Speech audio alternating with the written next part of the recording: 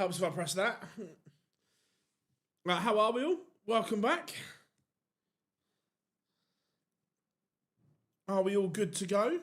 Ready for session number 2? The pace should be a little bit better.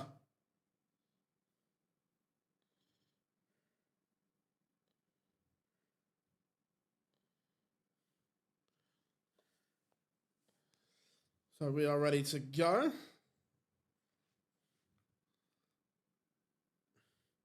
Yeah, Thibaut Tricole in action against Dave Chisnall.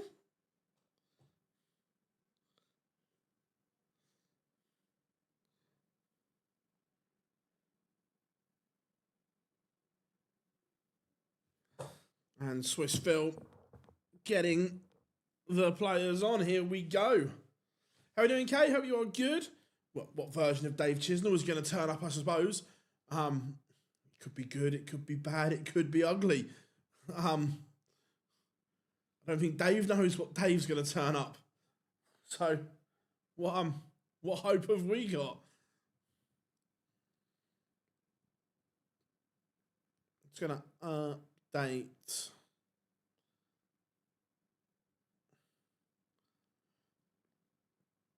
the results bit.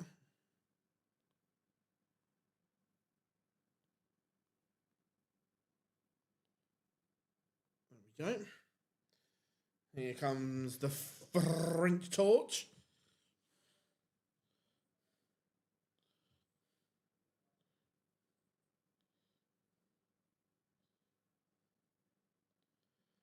What's everyone up to? Let me know as we get ready to rock. We get ready to roll.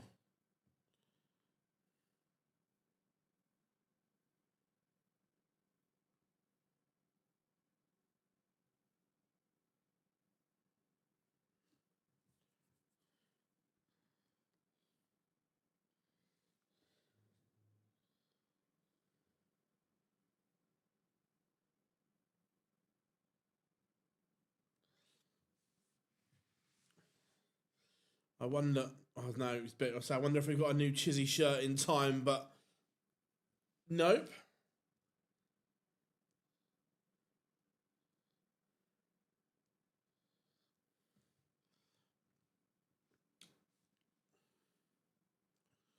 But some really, really good games this evening. The lineup is as follows: Dave Chisnall takes on Thibaut Tricole. Ratajski takes on Reyes. That'll be a good game. The Rockstar Joe Cullen is in action against Andy Baetens. Nijman takes on Sebastian Bialecki. Raymond van Barneveld takes on Boris Krcmar. Gurney, Ian White, Nico Springer takes on Kim Huybrechts, and Duijvenbode takes on Lucas Wenig. It should be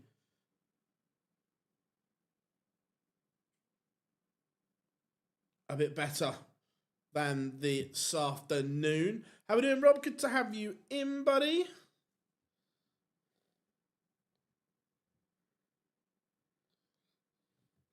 What's going, Dan?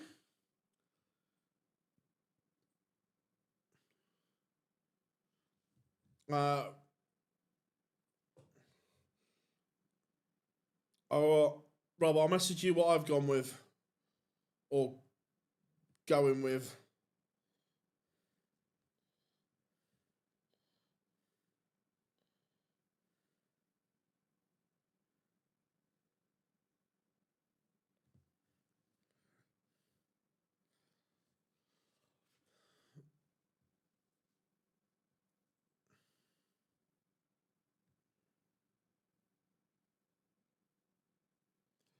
Right. Chizzy is on stage. We'll get the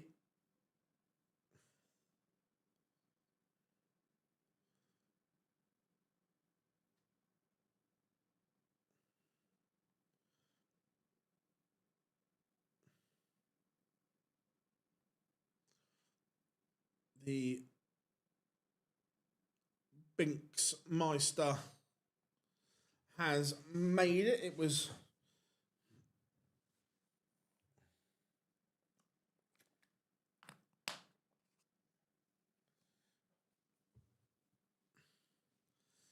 Yeah.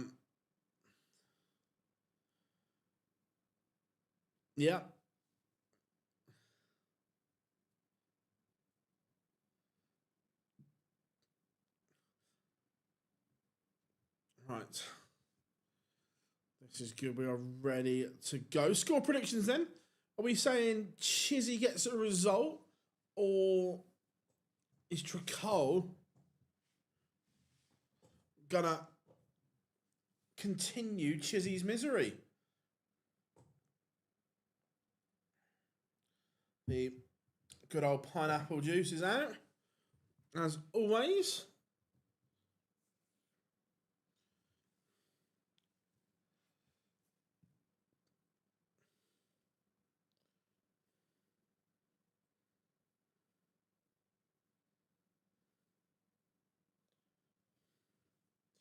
Oh my word.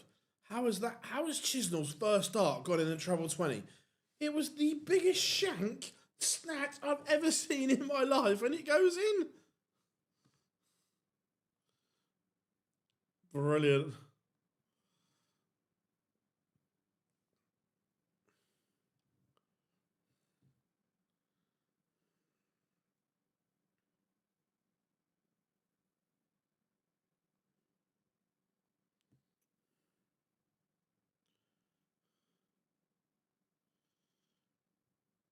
So we are looking good.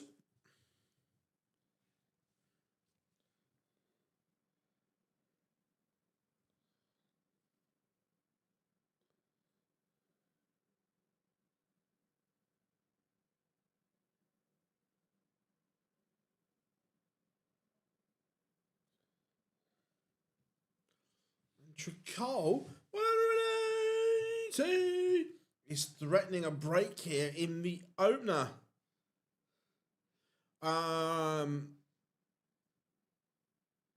No, absolutely not.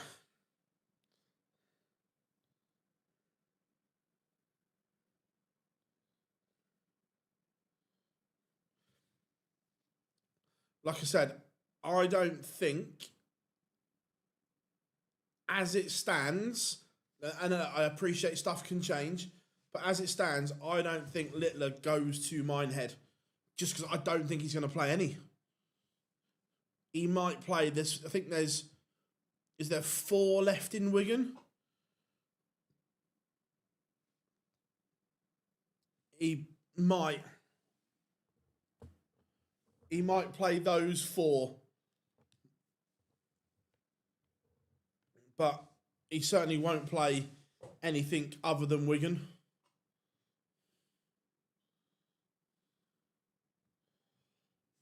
So Tricole breaks in a scrappy-do opener.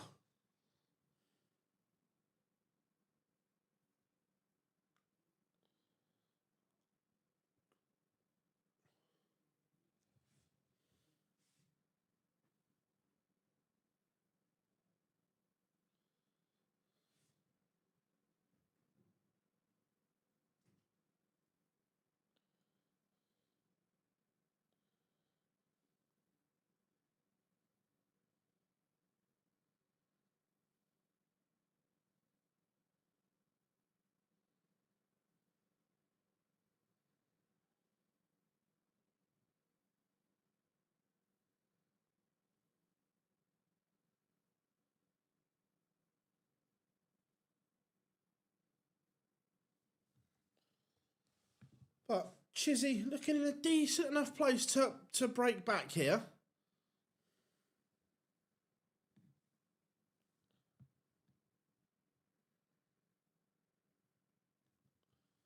One, 2-1 for the rascal that is Dave Chisnall. The throw, if Chisnall's throw is just unwatchable. It is, oh.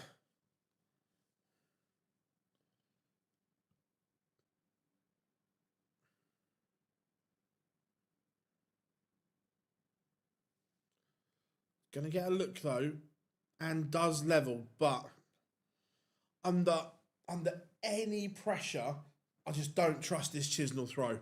Just looking at it, it is...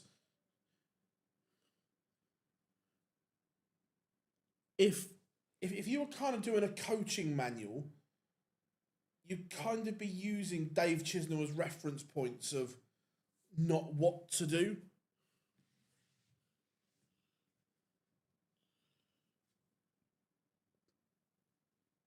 Winner of Bar. Yeah, look, I'm not convinced Barney beats Boris Krcmar at the moment.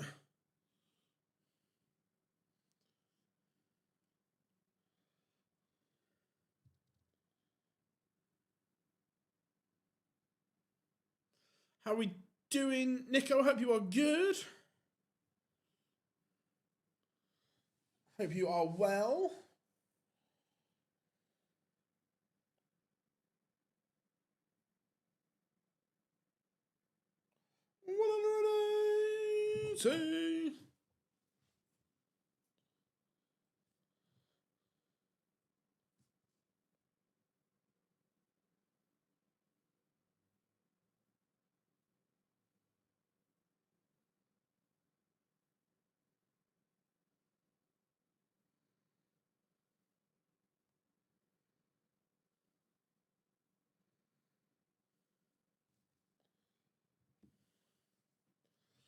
I'm not a fan of... I love the Chizzy throw. Stop hating on my... Don't get me wrong. I love Chizzy to bits. He is one of the nicest people you could ever meet. I love Chizzy to bits. Fond memories of lockdown and at Coventry when he was playing table tennis at 3 a.m, and by Christ, can he play table tennis? But the throw is just...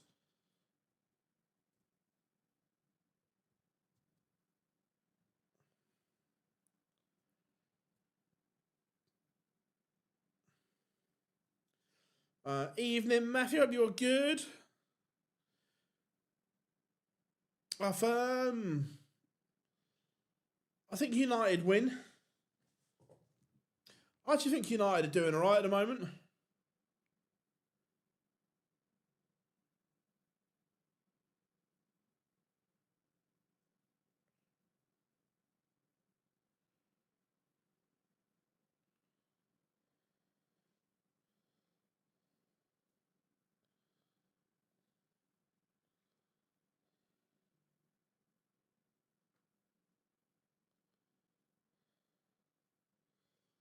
Right now, this is good numbers from Dave Chisnall. First leg, he was in a bit of bother, but since then, he has responded. The numbers have been good.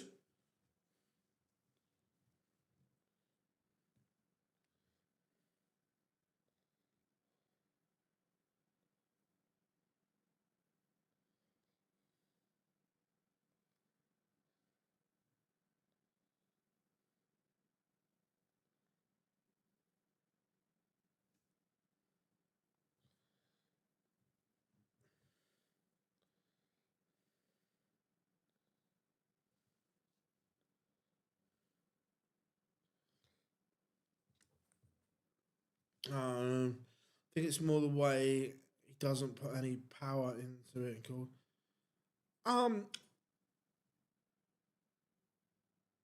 Yeah, I think so. Look, the action has become very flicky compared to what it used to be. Like, he's 3-1 up. It's become very flicky. The follow through is in absolute bits. So, let me come this way. So one time we'll get one. So as he's throwing straight, we'll get one where he arcs his arm to the right, one where he sort of like stops short, and then we get that hook on the last one. And I don't think he can control it is the issue. And the other thing, and I stand by this, in my opinion, he's using the wrong equipment. Now, Dave Chisnall used to be one of, if not the biggest maximum scorers in the world. But since he's gone to that moulded flight and stem, I don't think it works for him. I think he was better with a traditional nylon flight and stem. Did you all right, Bray Wyatt? Yeah, I used to love Bray. Like, technically, he was very good, but he was a bit lost at times in the character. But Chizzy, 1-2-1 to go potentially 4-1 in front.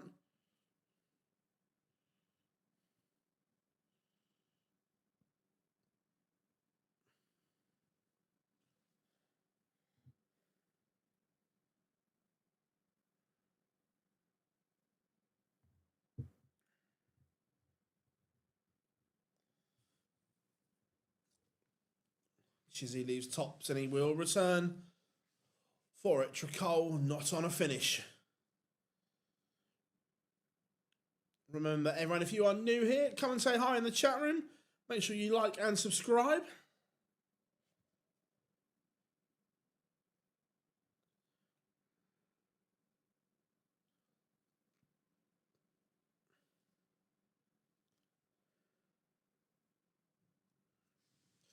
And it is 4-1 Chizzy. I don't think either side are that great.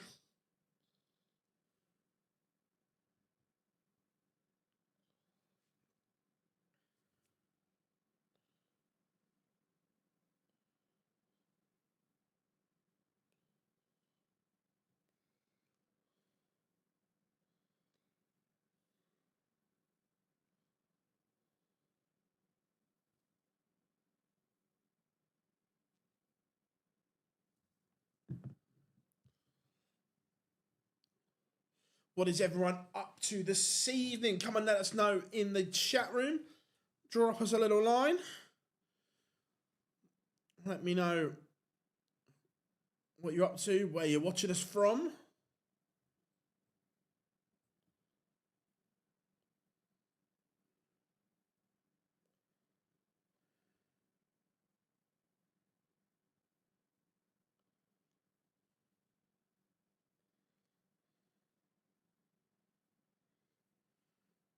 Under 80.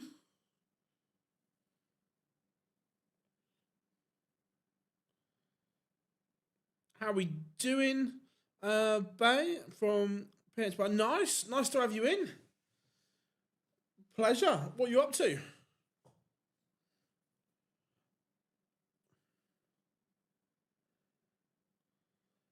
Eddie Guerrero for me.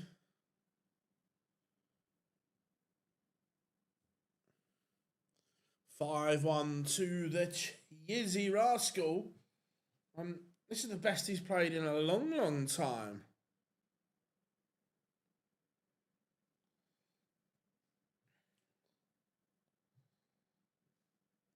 This is good. He is blasting past Tricole. And it's all right, Chizzy doing this now in round one. And I'm not taking anything away from an unbelievable performance. But this performance means nothing if he then goes and averages 82 tomorrow and gets absolutely smashed. What's the best Chizzy can hope for? Probably, yeah, Pro Tour or Euro Tour win. I didn't see him winning a TV title at his peak. So it's hard to justify to say, yeah, I still think he can win a TV title. I didn't think that at the time.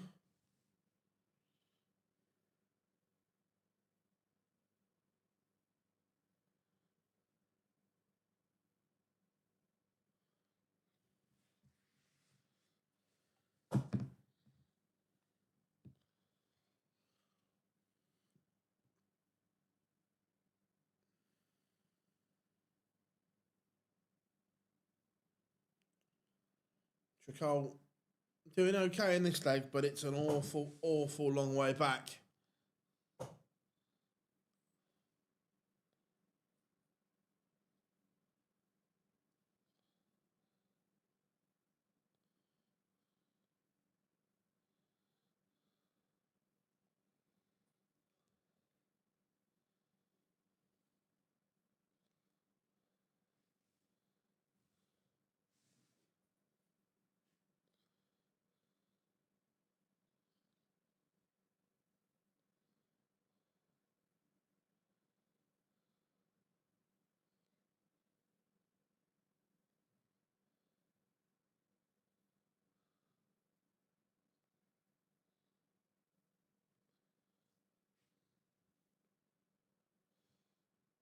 Tricole does get a leg back, and Chizzy's numbers have just dropped in that leg. Austin.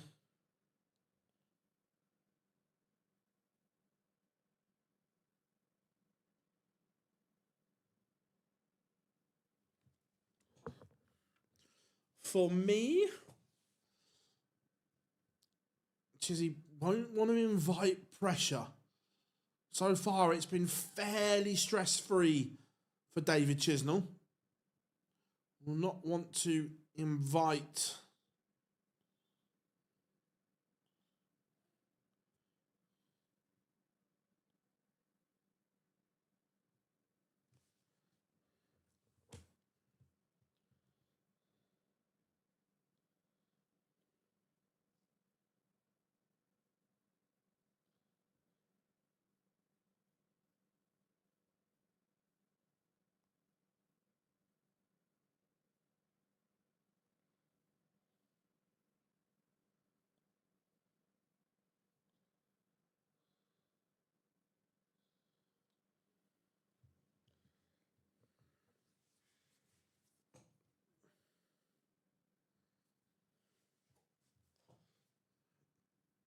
looking like Dave is going to get it done here.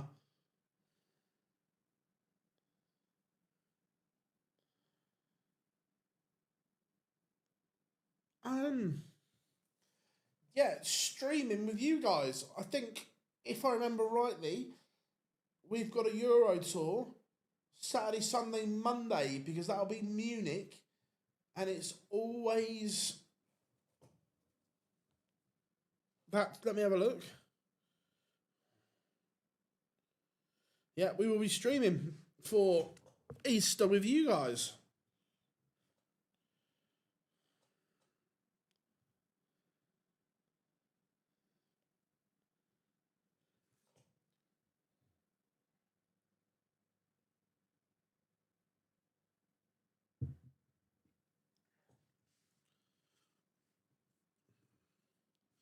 So Tricole doesn't go fishing. Dave Chisnall can round off a really solid performance here. If he pins, one of his best performances in recent times.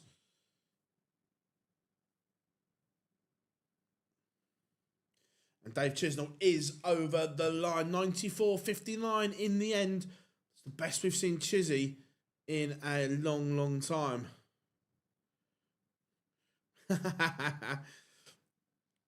We'll bring an Easter egg in. Phil, will there be any darts or these live streams on the 30th of... Let's have a look. Let's have a look at the old calendar. 31st of August.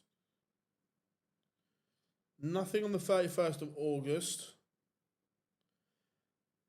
Unfortunately, we'll be streaming on the 4th of September. That'll be the day one of the Czech Darts Open.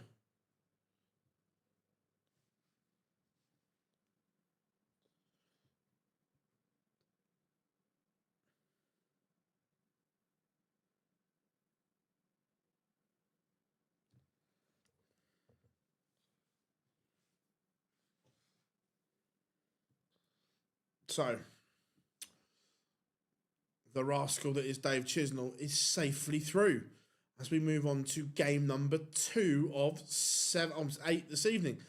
And this, I'm looking forward to this. Ratajski, the man that has started to play well once more, showing what a top-tier player he is. And Reyes, the man that burst back on tour after, 5 years away, playing some good stuff.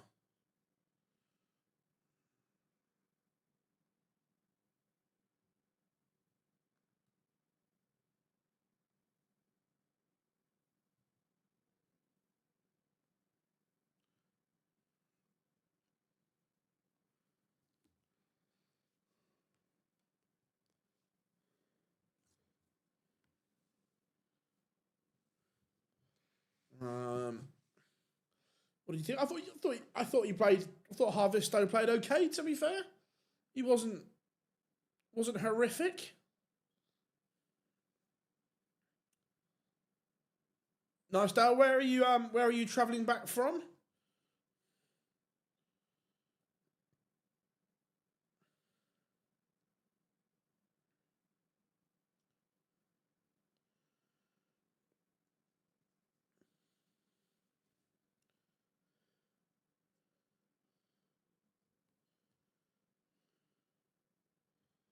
Right, about a minute and 30 seconds till pictures return.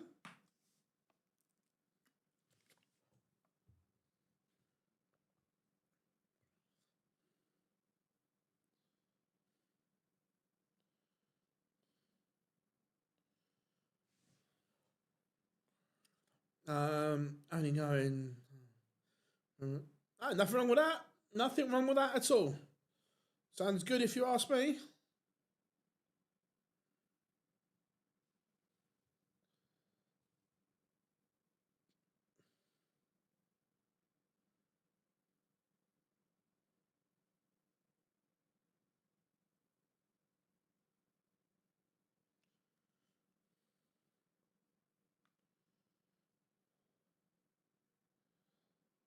Right.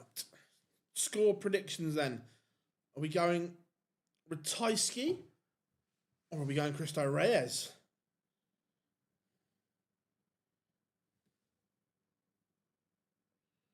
What do you think? Nothing wrong with that, Dale. Nothing wrong with that at all. Reminds me of good times as a kid going caravans. So yeah, nothing wrong with that at all. Right, pictures are returning.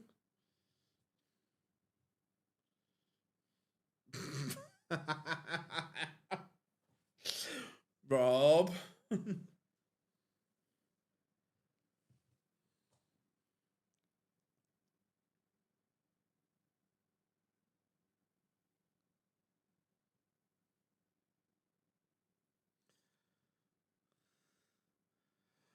Thibaut Tricole just accidentally soaked Chizzy with a bottle of water.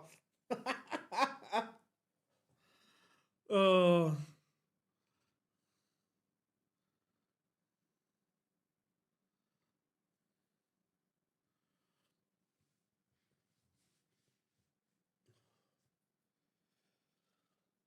Oh, I don't know.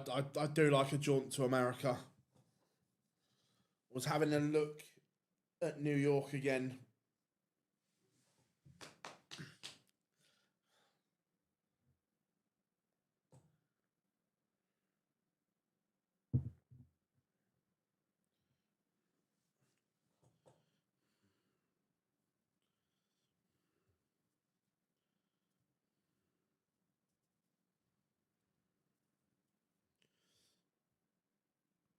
All right, Swiss Phil on the stage. So here we go.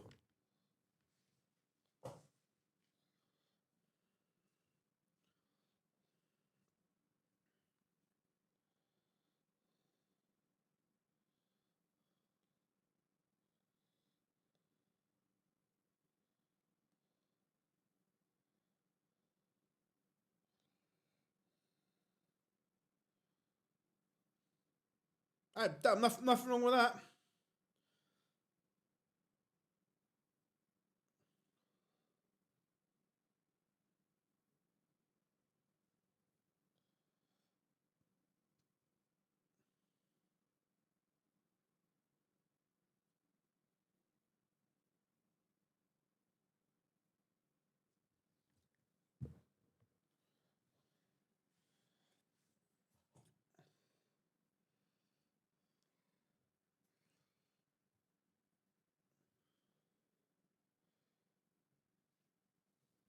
Right, Reyes on the stage.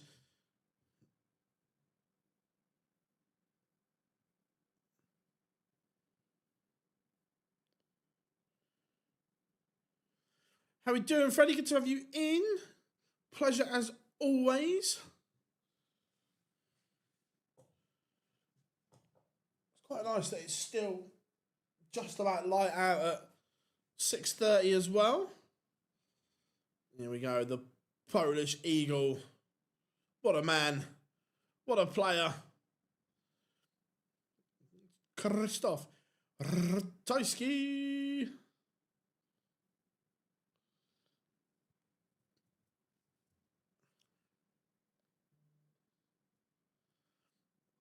I've got to say as well, last night, I still appreciate he's not everyone's cup of tea, but I thought Lou Dog did a really good job last night in Dublin.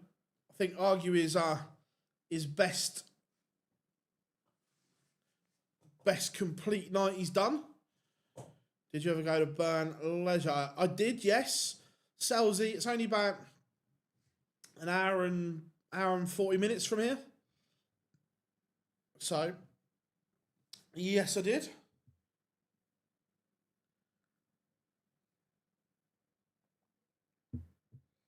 Has he been denied bail, Rob? That's unfortunate.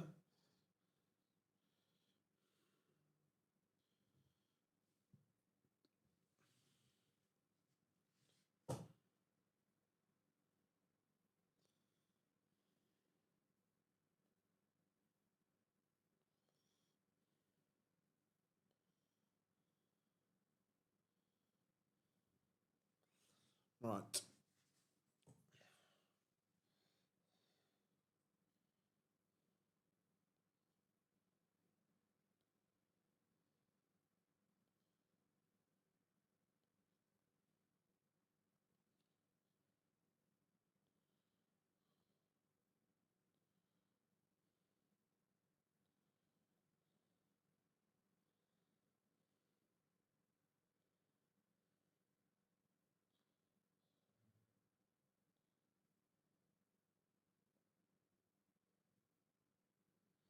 Right, here we go. Underway.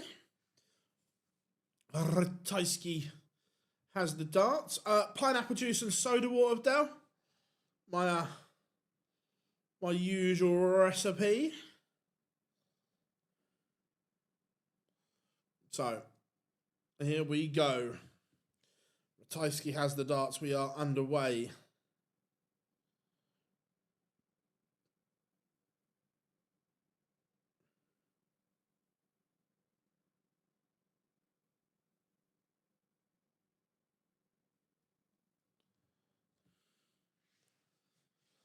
So,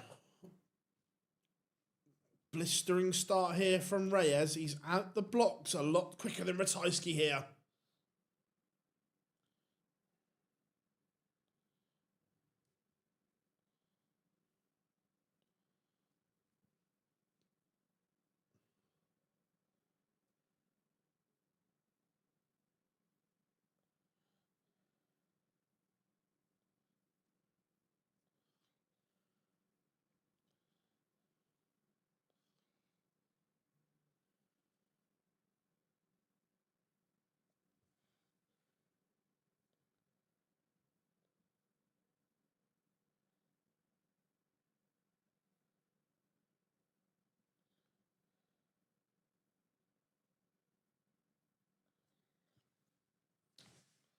So,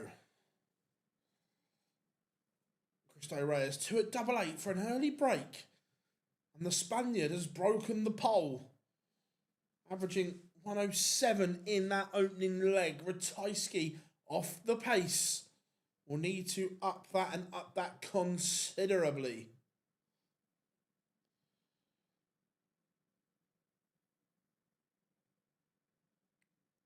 Nice, crisp, clean finish.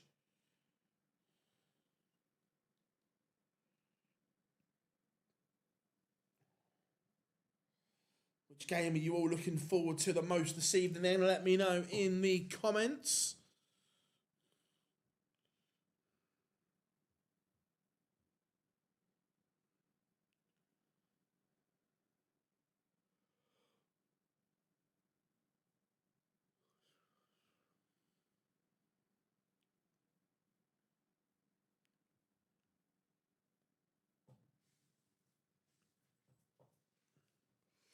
This is a real off performance from Ratajski so far. He has been so solid. Can't believe Springer. Who's...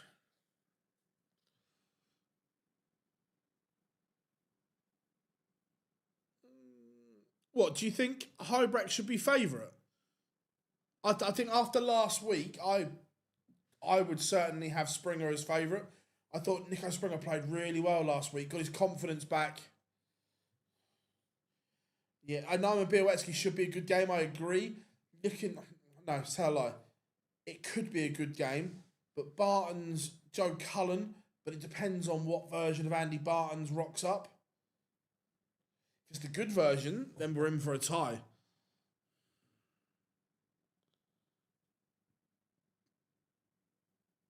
Oh yeah, I'd be taking it all day long, Dale.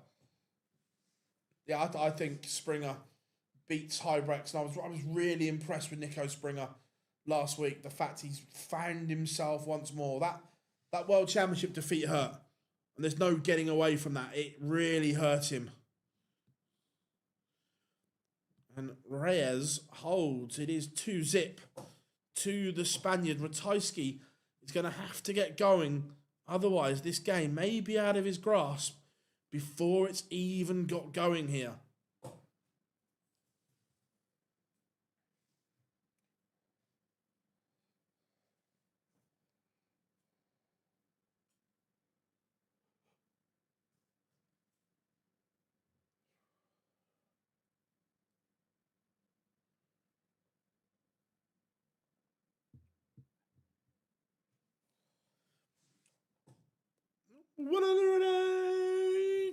Ratajski seems to have awoken from his slumber.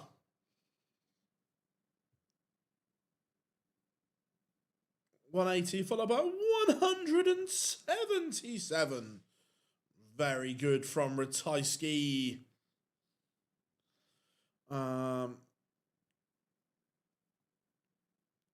Ouch.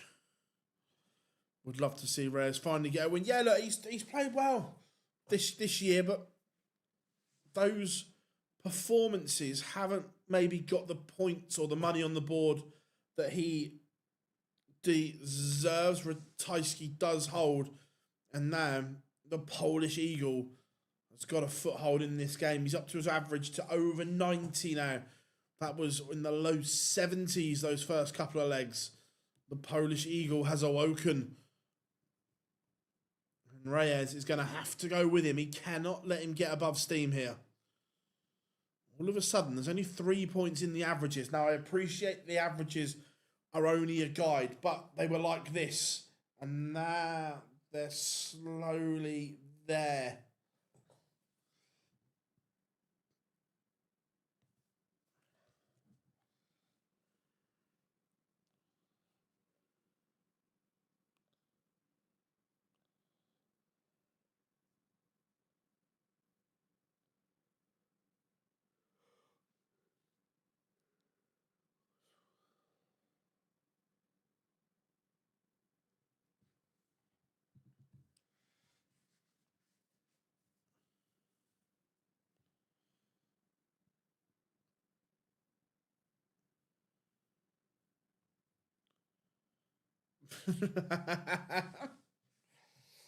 oh, yeah. I can't think of the missing word, Rob.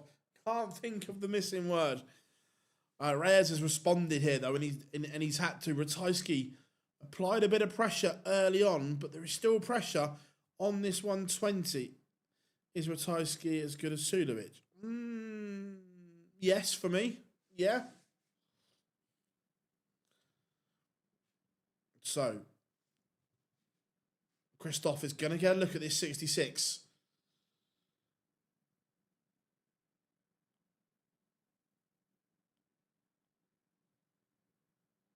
One dart, as long as he finds a big number. Big number found. And we are level. No, Reyes does what he plays a lot of, like all of these soft tip players going for the ball is natural to them because that's what they play on a lot of the time in soft tip.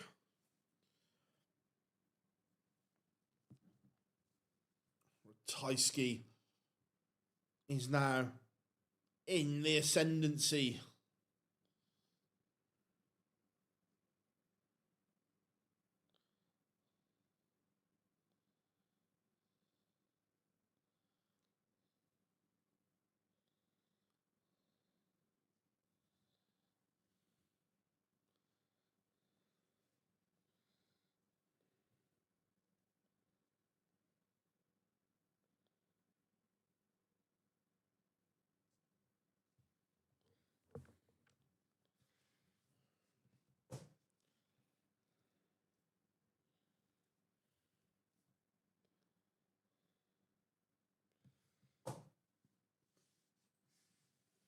So,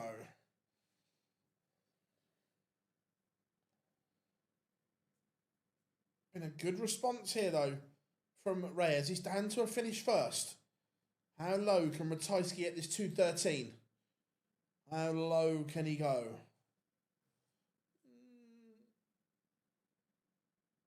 Manageable. But if this is, he might hit it. He might hit it. Oh, he's had a good go at it.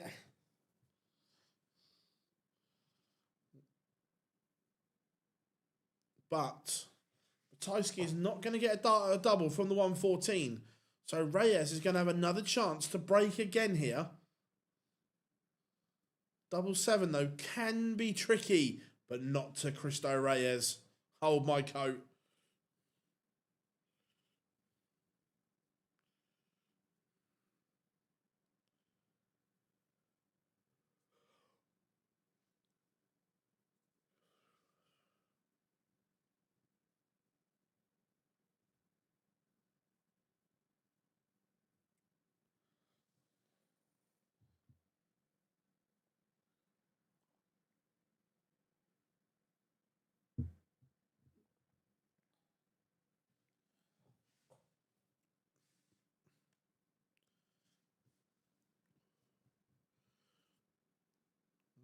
Ratajski starts with 3 magical numbers.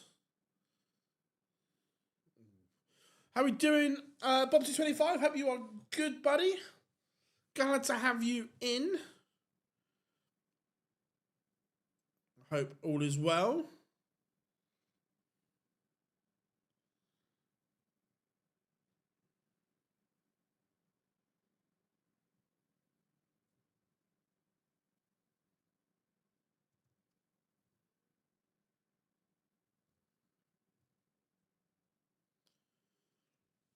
So Reyes, is he about to re-establish that 2-leg cushion? He's not.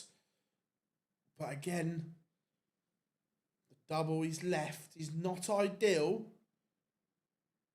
What has Ratajski done with dart 2? He'd be massively disappointed. Is it have a look in a minute if it's taken a deflection or it's just a poorly thrown dart. But again, Reyes making light work of a tough double.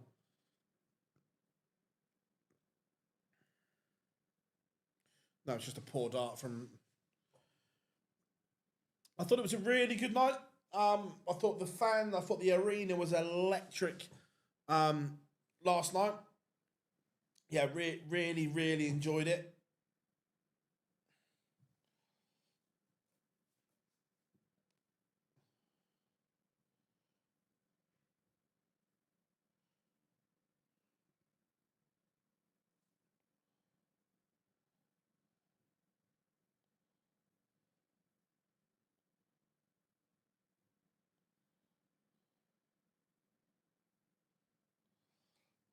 Like what I'm seeing here, Reyes, he had a little dip, but he's come out the other side of it. Ratajski was piling on the pressure at one point, and now he's got that cushion once more.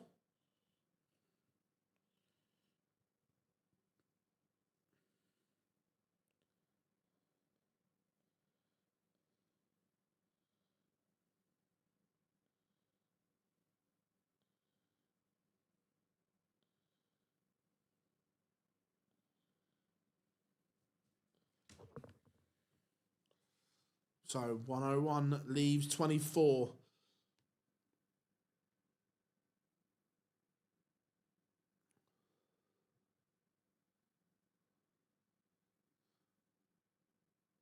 Yeah, it's, for me, Bob, it's the best Premier League by some distance as well.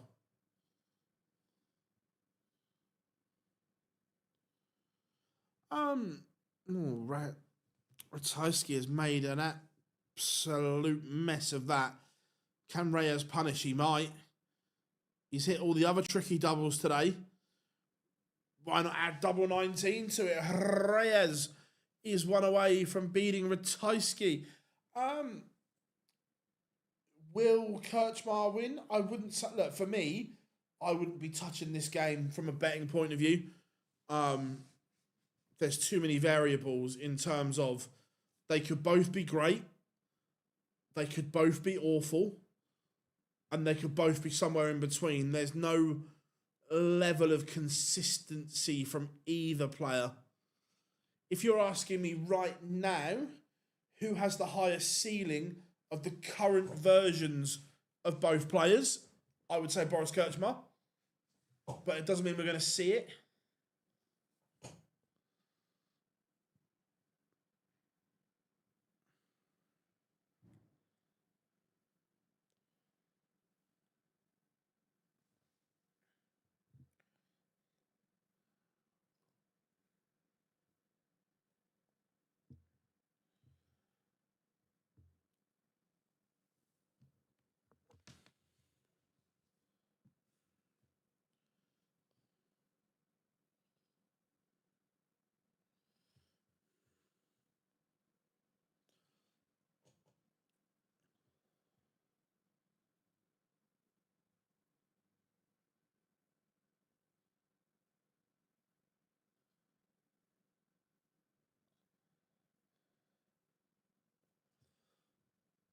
So,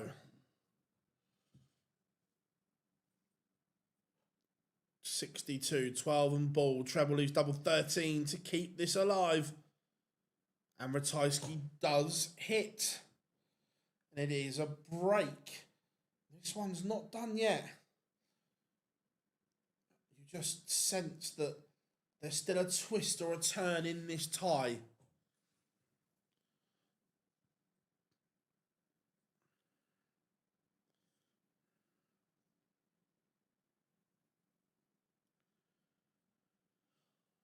To be fair, Reyes, we're in leg 9 and he's still averaging over 103. This is very good.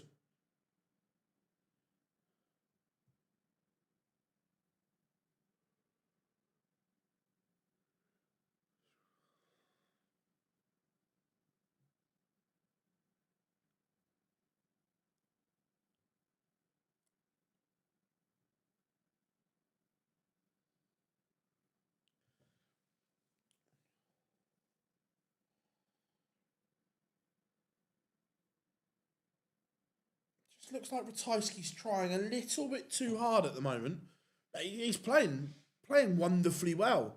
But just the look on his face just looks like he's trying a little bit too hard for my liking at the moment.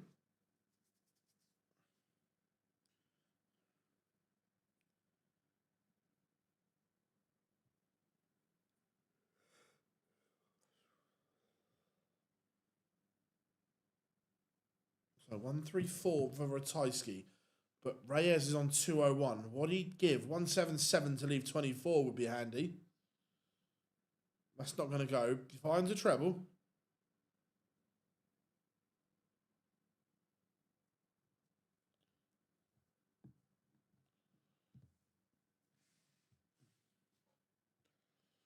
So Reyes might get match starts here. 104. He's going to get a match start. And that match start is at double 16. Match start missed for Reyes. He's had a chance. It has come and it has passed him by. Ratajski to keep this tie alive. And he does.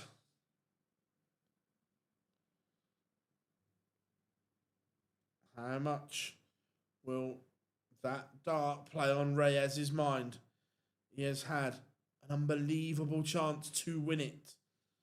Couldn't.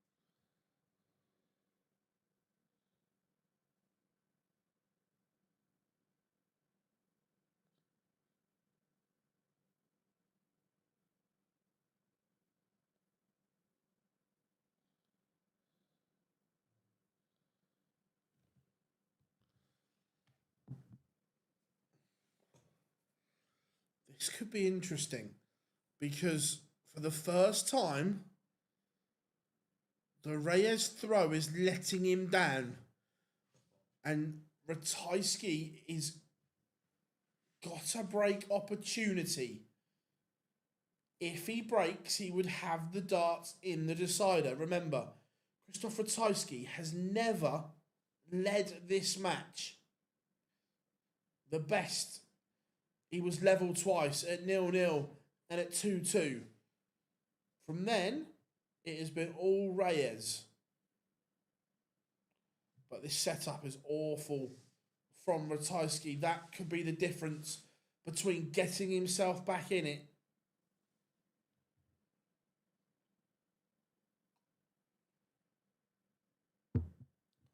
That was the difference. That is fabulous from Cristo Reyes. He's taken out 160 to win the tie. He missed a match start in the leg before.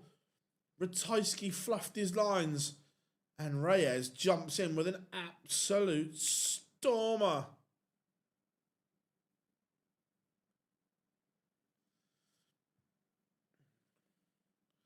Yeah, I'm chuffed for Cristo Reyes as well.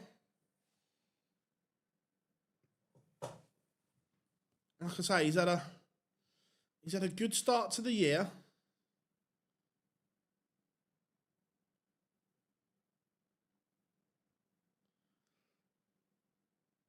And he's just wandered off stage. No interview with Swiss Phil.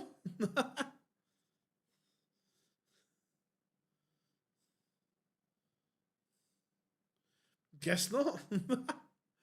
Cristo does what he wants.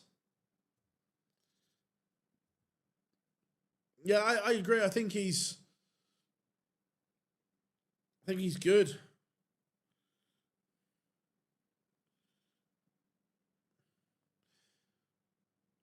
Again, this has potential to be a really good game, but it's all what version of Andy Baetens turns up, because we don't know. We don't know what versions of Baetens.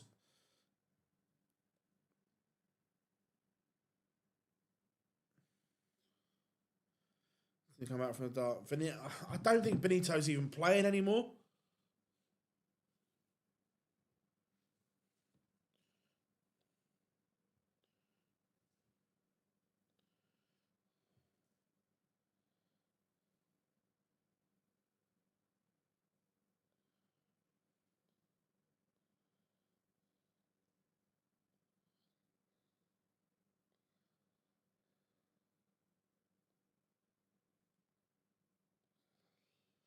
Oh, just there's a bit of a Premier League update. Kian has just put a story on his Instagram. He's had surgery, I'm guessing, to remove the kidney stones today. He's put surgery complete. One more night in hospital for observation, and then time to go home tomorrow. Hopefully, be ready for Berlin next week.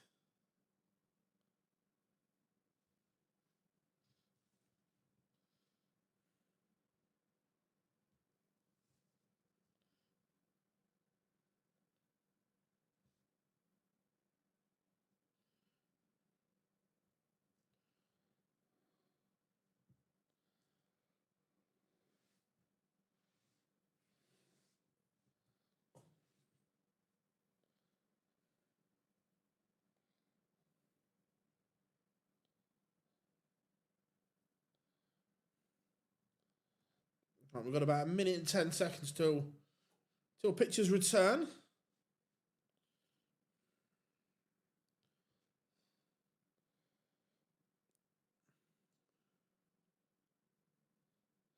Marty had them removed. Yeah, I suppose it's a case of how fit he is.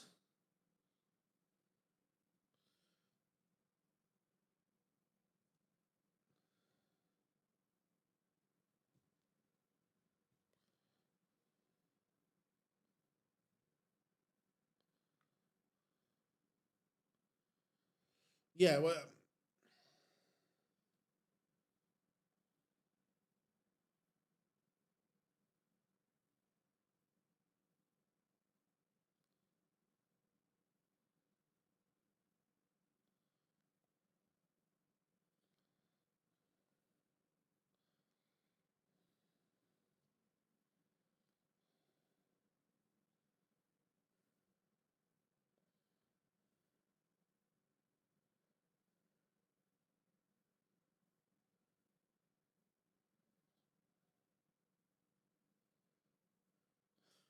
Um,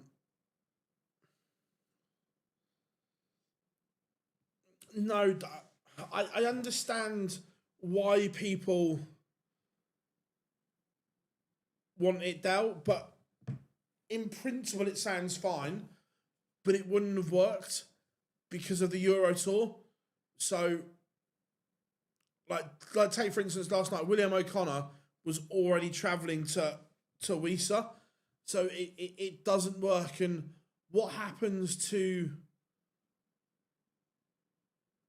that game where if the one that stands in wins, it just gets messy and so on. So although I feel for the fans they were missing a game, I don't think bringing a player in is the right scenario.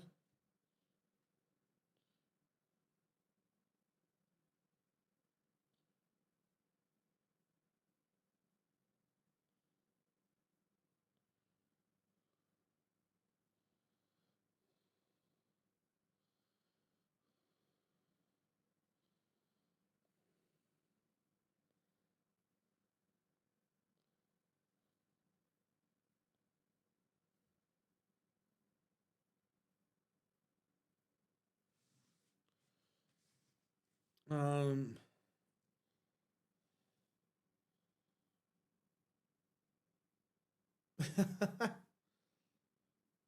yeah, I I don't think I'm not sure we see Gary on the European Tour this year again, or at the moment. I'm not that things can change, but right now I'm not sure we see him.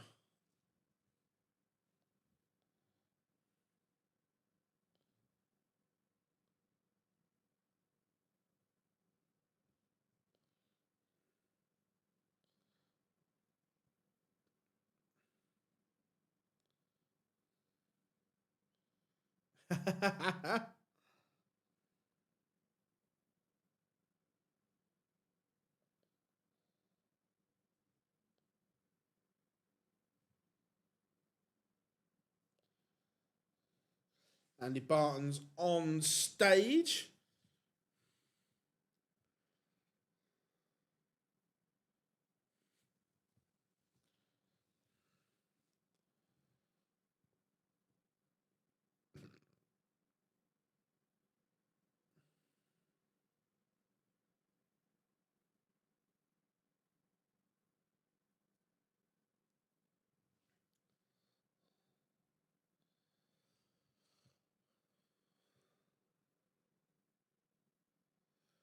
Yeah, look, I think a lot of people hope it changes. Um, for me, it's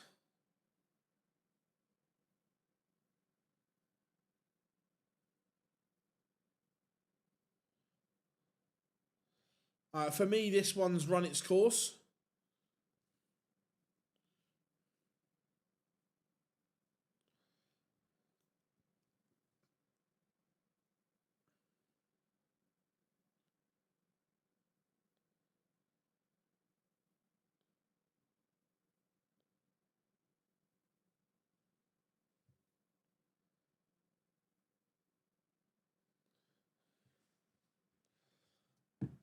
Um,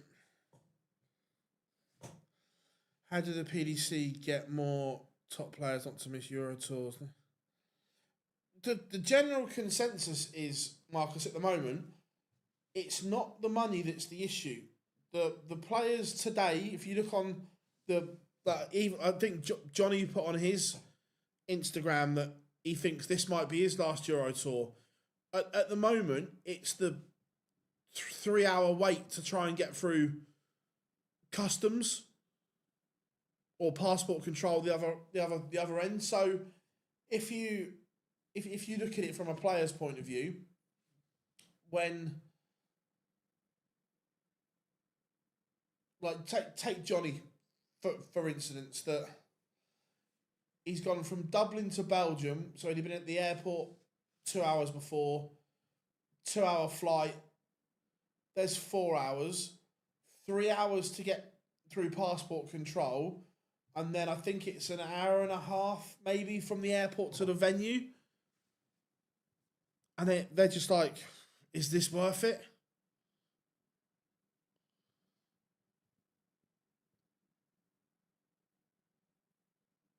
Yeah, I saw Shane McGurk last night. He was in there.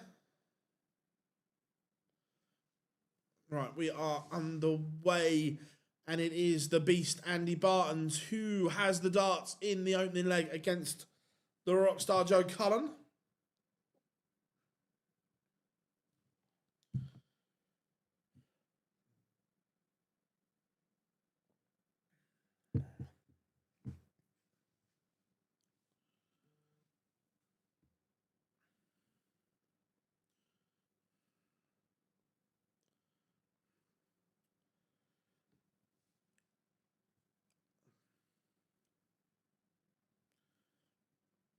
Or the only other way, but I don't think it's physically possible, is the um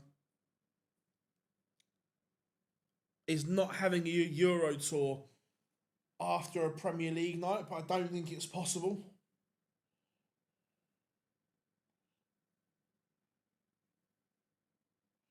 Will Saudi ever do what Zuffa has done with boxing? I don't think so.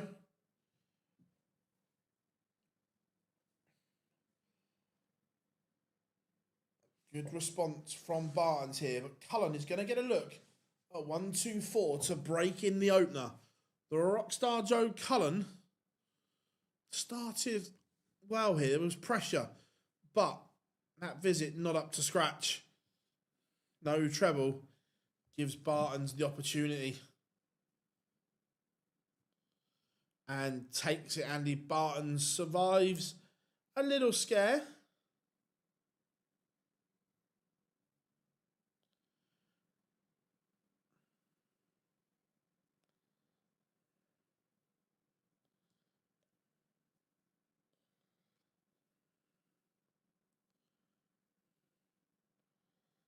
Again, Barton, one of the players holding home hopes.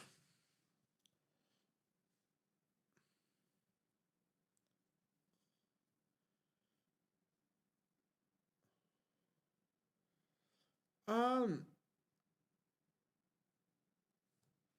I don't know. I haven't read the player's contract. So the honest answer is I don't know whether they have to give a certain amount of notice if they're handing their tour. So the honest answer is I don't know, but boxing is much more it's easier to do in terms of this because you're just setting up fights. Where to do it in darts, you've got to set up a tour, you've got to set up secondary tours, so there's an infrastructure. It's a lot more difficult to do in darts than it is boxing. The Rockstar is motoring here.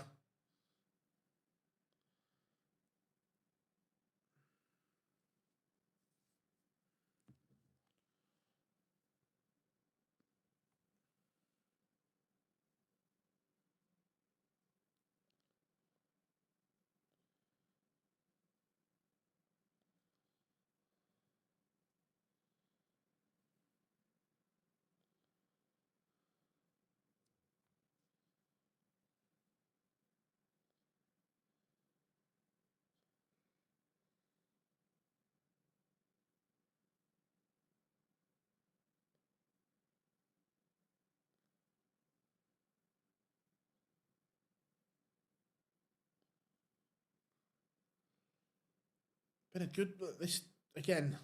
Why didn't we see this version of Andy Bartens on tour more often?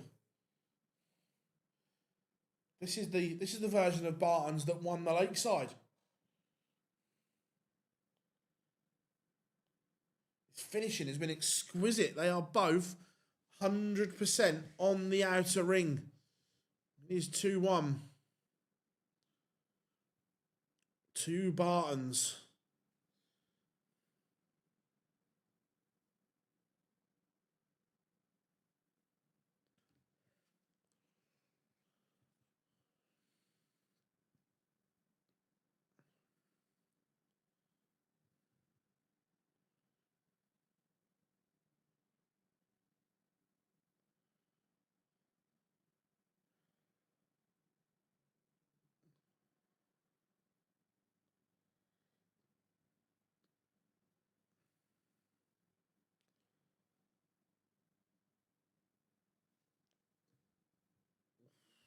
Didn't want to say anything. Joe was threatening.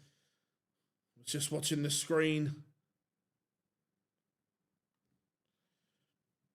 Joe Cullen averaging 113 right now.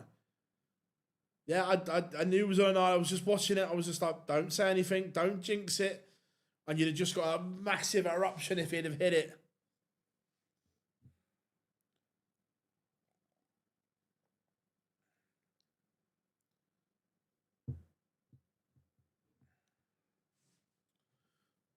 In the blink of an eye. What a game this is, by the way. What a game. Baetens averaging 95.5. Cullen, 107. Spellbinding stuff from the Rockstar.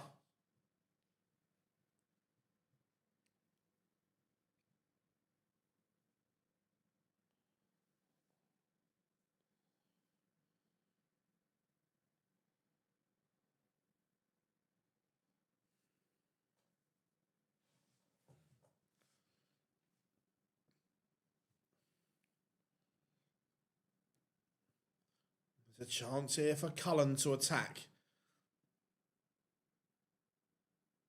It's not really taken advantage of. He's got his nose slightly in front, but it's not enough to be a chance yet for me.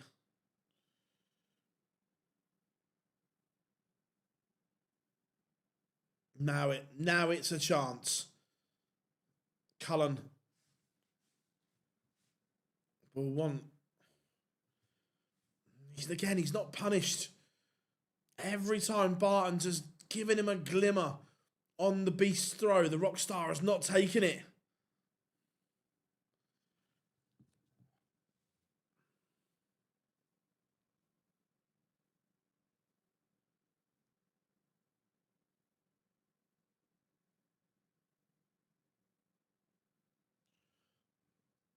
Now he might. We saw a 160 from Reyes. Are we going to see one from the beast?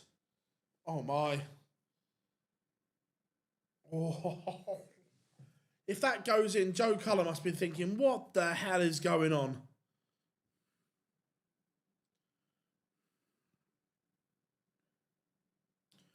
Very good from the Rockstar. It was a stray first dart, but he is recovered and he bangs the ball. Do you think with a lot of players having good runs without cards at different events, and new money, we're going to see more people? Possibly, yeah. Look, up until a certain level, it's great to have a tour card. However, if you are hovering around that 64 mark and below, there is a very strong argument to say you are better off not having a card. Not. Did Mace do? I can't remember if Mace did Poland or not. Great having Mace on comms.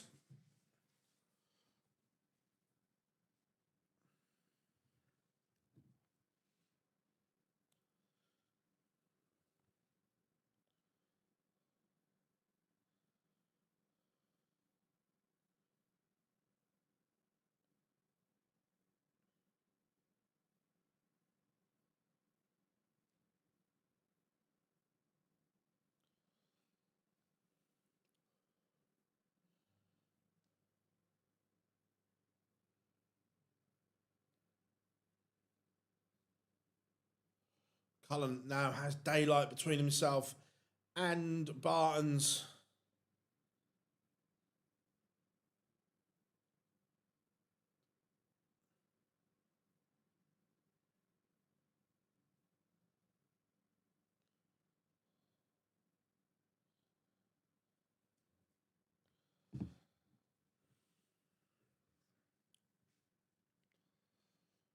Again, Joe Cullen's start to the season has been superb. It's amazing what happens when you put a little bit of effort in. And this is something that Joe said himself. He's been quite honest and upfront about this, that he hadn't put the work in. He hadn't done what was needed. And that's why he was where he was. Here, fishy, fishy, fishy.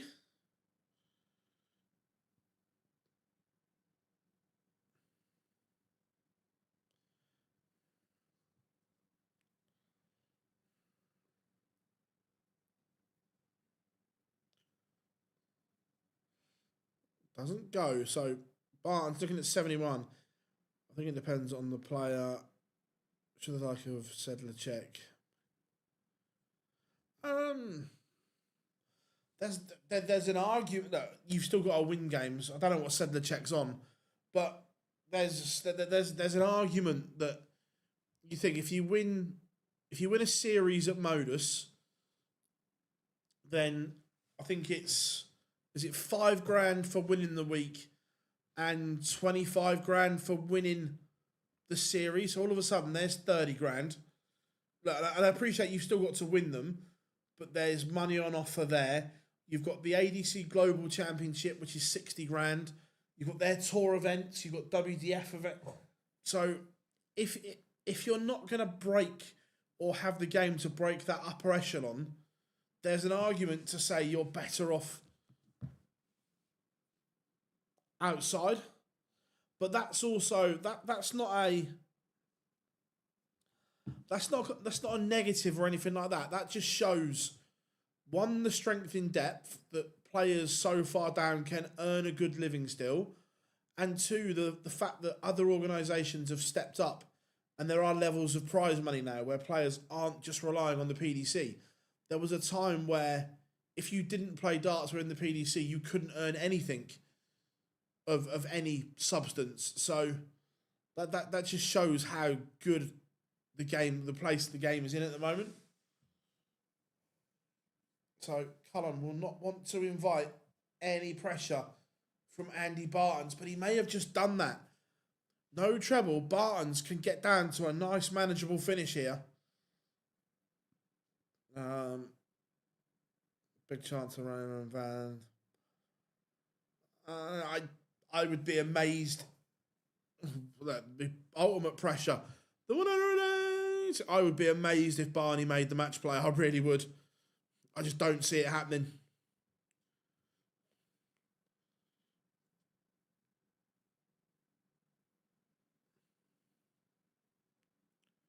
Massive dart this.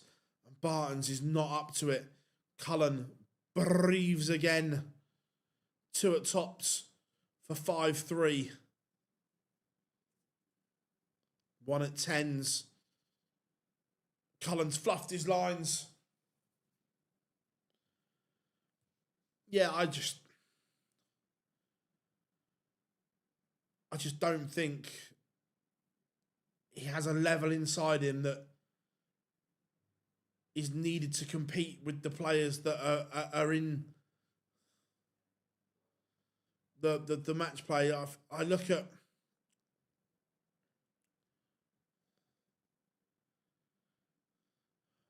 I look at the players that are in and around. I just don't see it happening.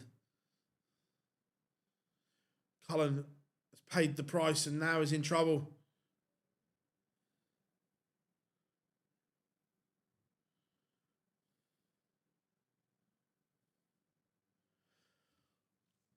I get the UK argument, but as a player, would I personally want the title of the best player not to win a card, but I've won 80 grand, or would I want a tour card and I've only won 25 grand? I know which one I'm picking. New England strip PB not having. Well, where's this, Rob? I need to. Is it on X or wait a minute? Let me.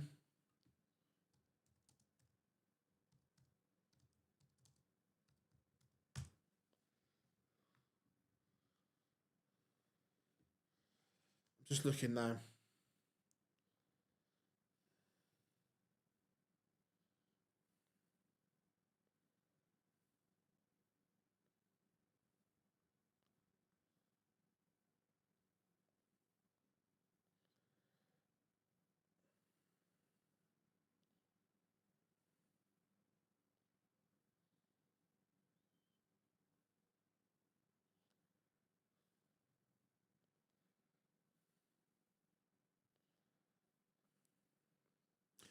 All white.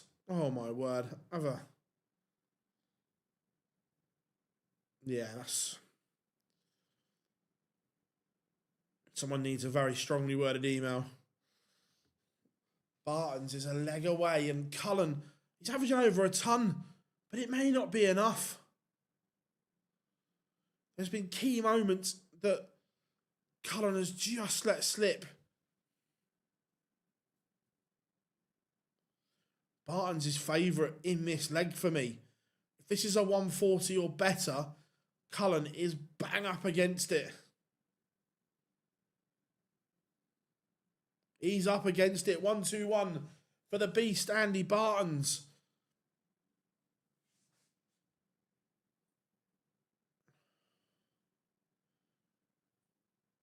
I haven't got a clue. I can't remember the last time I looked at like kits properly, but England, it's always got to be white navy. Always.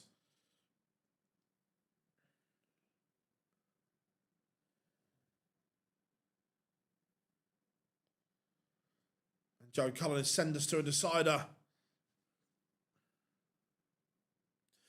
Yeah, exactly. Like the Asian players can't commit. Like the worry and fear of not having anything.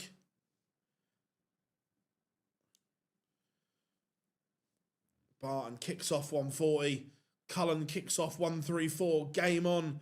In the decider. If Cullen loses it, he'll be livid. He's played beautifully here. Again, 140, 140. Where has this Andy Baetens been? Because he was one of the players I was most disappointed with when he won a card, because the way he demolished the field at Lakeside, I loved it.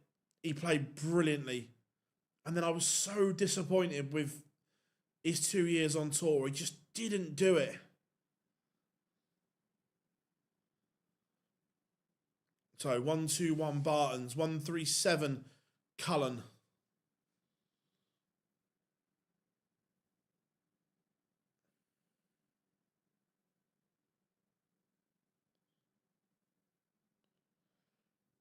He misses the ball. Baetens has now missed 2 match darts. He's had 2 darts at the bullseye. But now, 9 for double 8. Big win for Andy Baetens, this. And misses. Has he choked? Does Cullen go for it? Or does he split it? He's gone straight at it. Splits.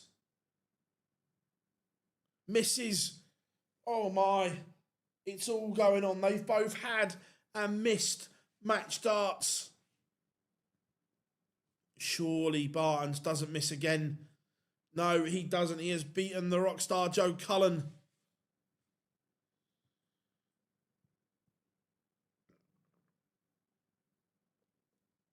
Now, again, I haven't got the sound on. What were the fans like when Joe was going for match darts? Were they respectful?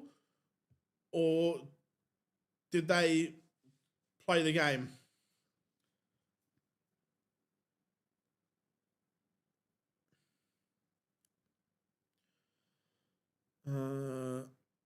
This is not a negative, but I do find it a bit funny, as I've said before, that Raymond van Barneveld is one of my favourite players, and I support him through the good and the bad.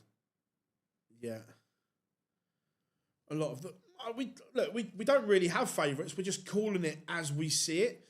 Look, will Raymond be one of the greats of the game? Yes. But just in the cold light of day, is he good enough anymore? In my opinion, no, he's not. And that's not a slight on Raymond, because he will go down as one of the greats. But is he of a level, and does he have a level that is going to trouble the top players anymore? We've not seen it for a long, long time.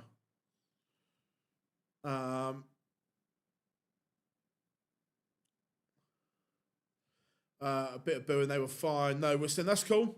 Like I say, I haven't got the sound on, so I was just interested to see what they were like.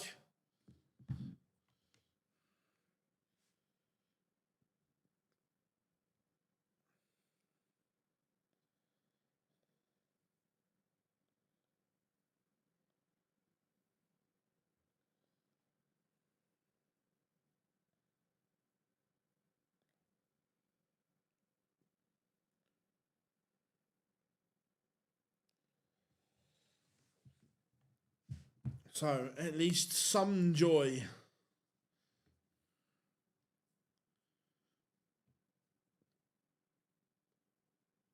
This is a problem that the Lakeside winners for WDF, the winner has been pretty poor.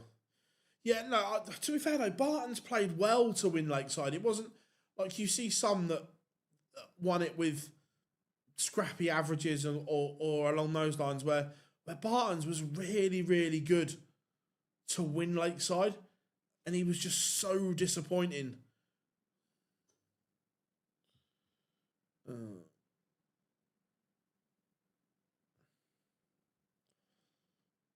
Yeah, look, I still stand by that. If I know it's all if buts and maybes, but if COVID had never happened, Barney would have never have come back, and I'm convinced by that.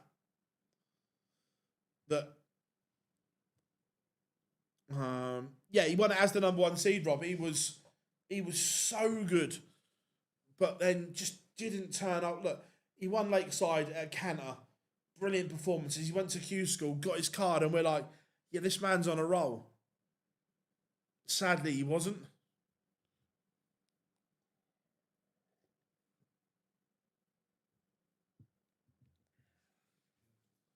But coming up next, it is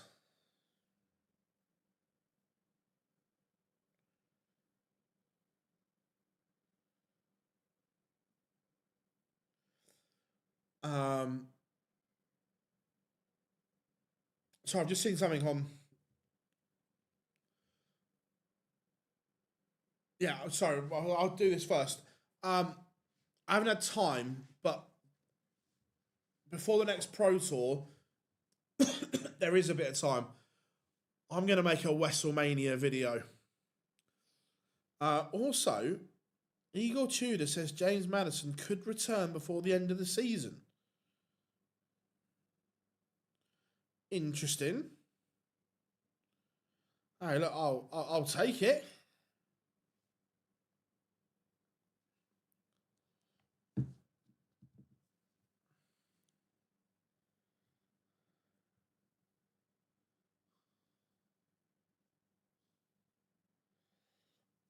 I only say this again and again because let's use Matt for an example. He only says one tournament, you turn a bad patch around. But this just isn't a bad patch though. This is a prolonged spell of poor form, and I don't again, just my opinion, I don't think Barney has those levels in him anymore to turn it around. I'd love to be proved wrong, but I don't think he has the levels to turn it around. I don't think he should have come back. I want to remember Barney as the great Barney. Unfortunately, we're getting into a time and a territory where people will only remember this version of Raymond van Barneveld.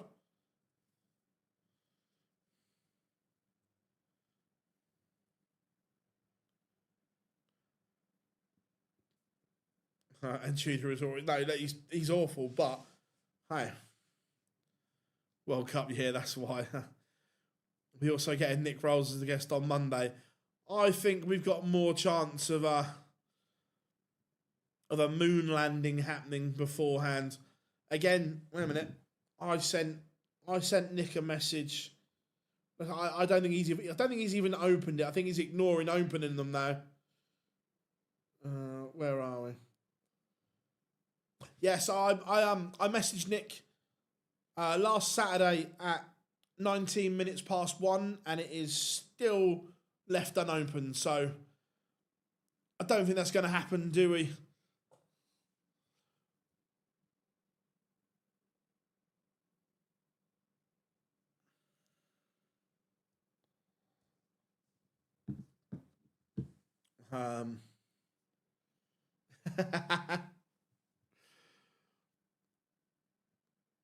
If someone built a Mount Rushmore based on Matchroom Sports, who would be on it? Oh, right, okay. Well, Taylor has to be on there. Ronnie O'Sullivan, for me, has to be on there. Then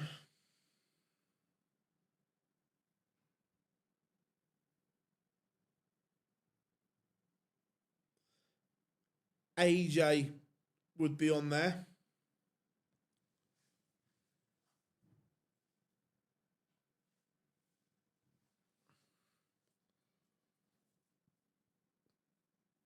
Those three definitely for me.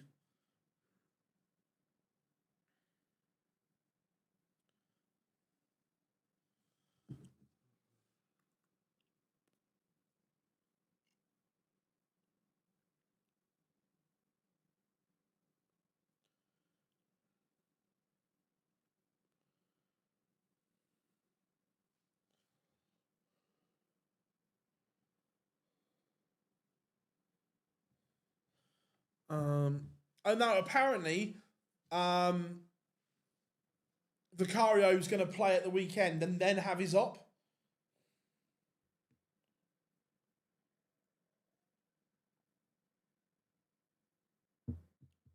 I'm not. By the way, I'm not saying Vicario is any good, but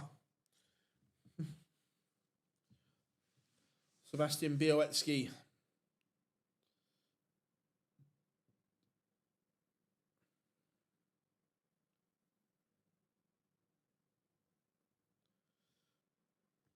Is on the stage. It's Sebastian Bialecki.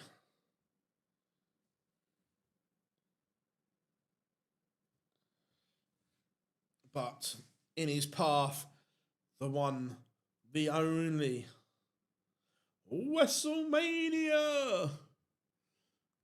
Better get the.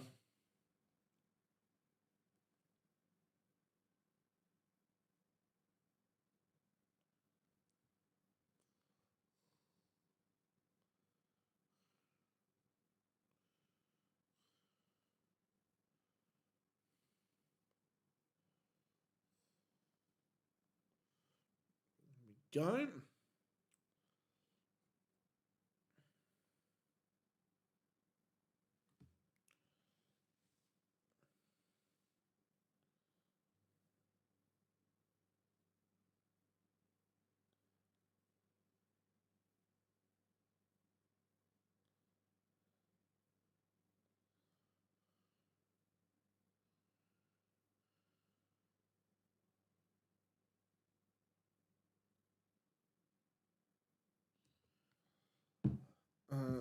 So, looks like Wessel has won the ball.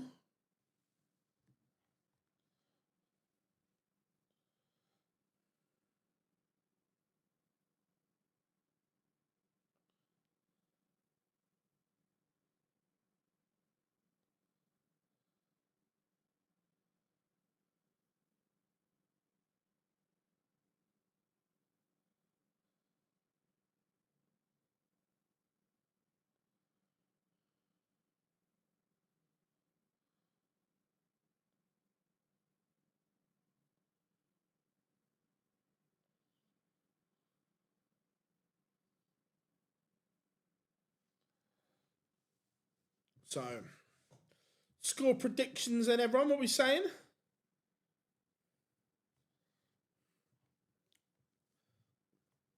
Let me know.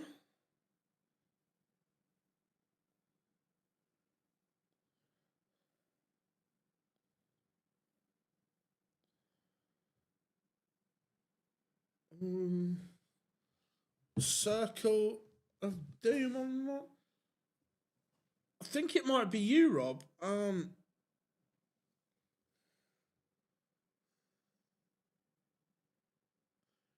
Do you mean, Rob, do you mean our stream or do you mean the PDC stream?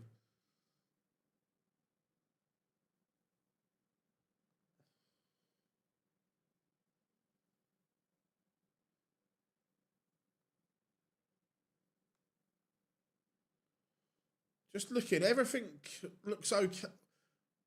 Everything's okay this end.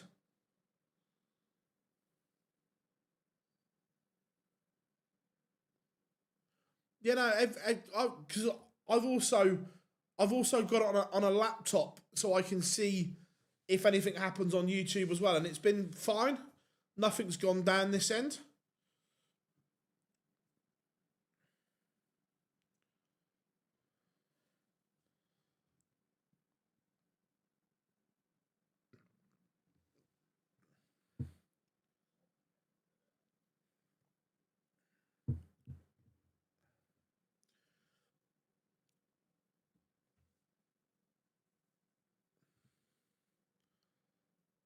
So, WrestleMania started like an absolute trooper here.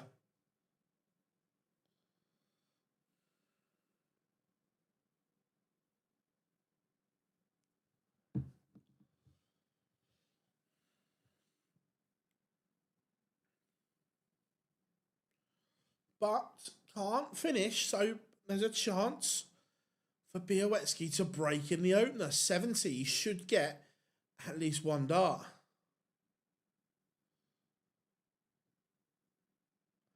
Yeah, Darren, more or less. Yeah, I've got a few finishing touches just to make it look a little bit nicer all round. But yeah, we're pretty much there now, which is good.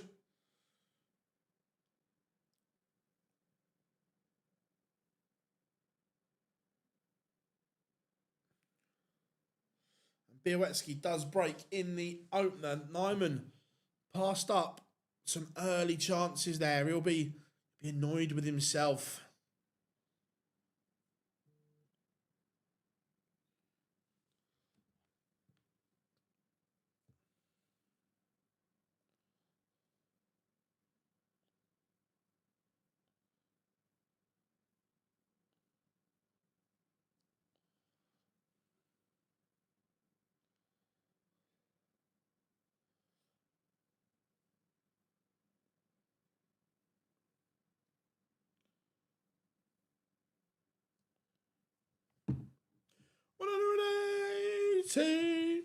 Bialecki has come alive.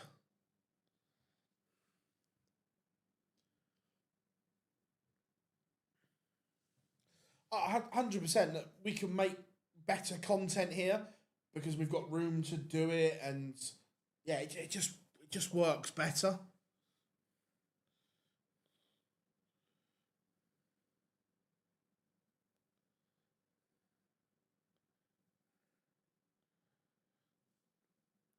Like I say, coming up, we're hopefully going to have Alex Spellman and Neil Duff in the office at some point.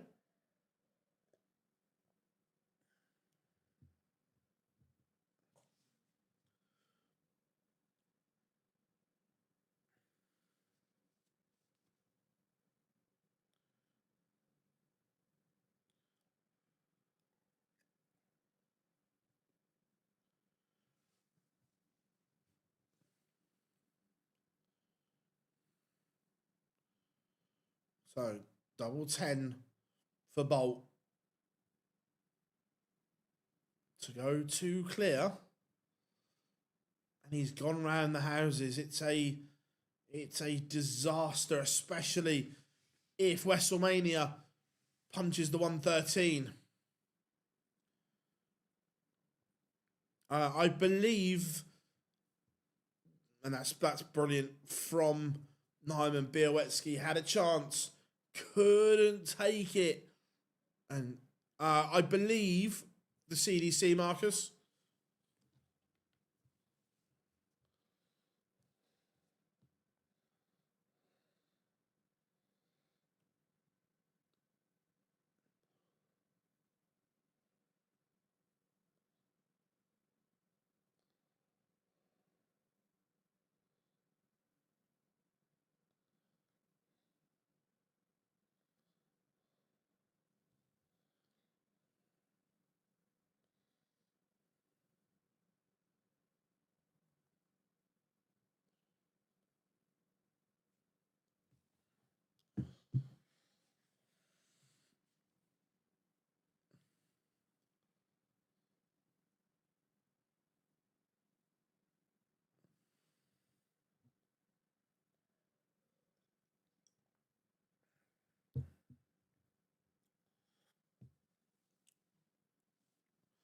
Again, Nijman playing to a level that we expect from him, man.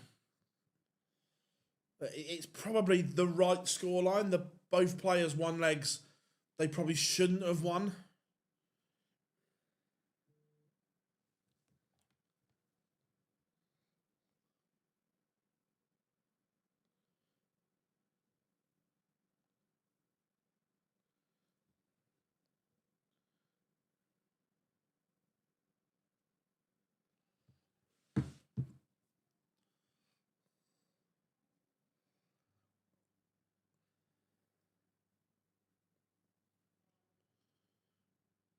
So, double 14, double Mensa goes. Honestly, I think Nijman's going to be a top 16 player very, very soon. An incredible talent.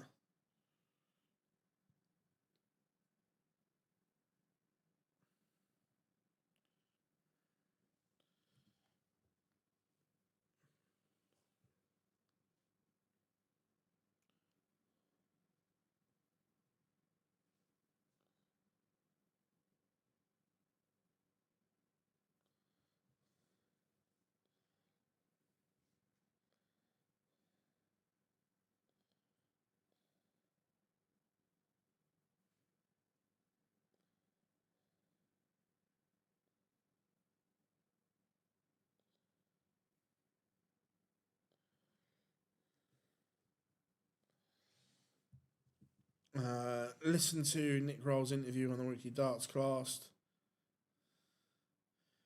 and his reason on why the World Masters and the CDC at the same dates was what was the reason, Marcus? I've not listened to it. I probably won't.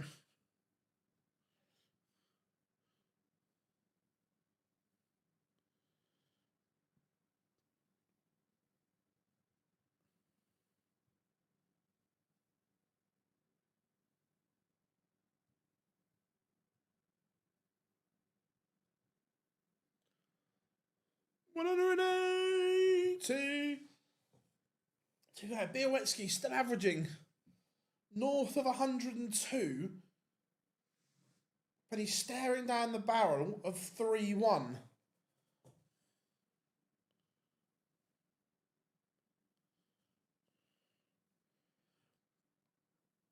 Basically said things were always going to clash. So there's not a lot you can do about it. Yeah, that's through the want of a better phrase, what's a load of bollocks?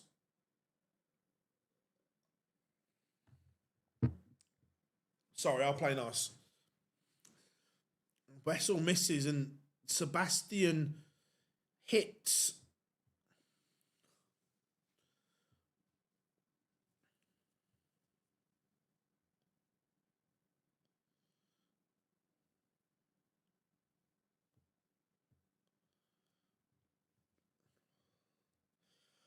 I get, yeah, look, I completely understand that may be the only date the hotel give them and stuff like that, but it's still so poor because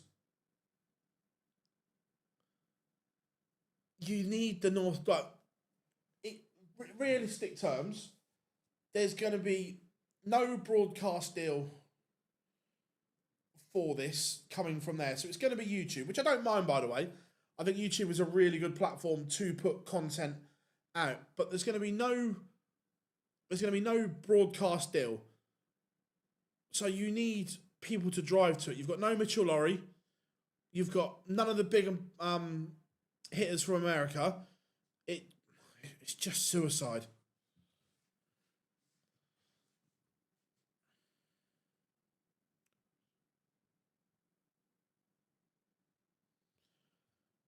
I'd certainly disagree with that, Marcus. I only know that because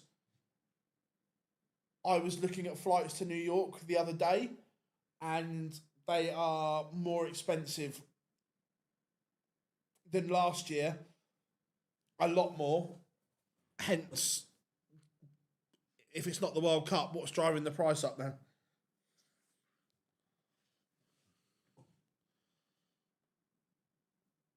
I believe so, Marcus, yeah. Bialecki is in front. I tell you, this is a real dogged, a real gutsy display by Sebastian Bialecki here. At times, Nijman has thrown the kitchen sink at him. Bialecki is dealing with it and dealing with it well.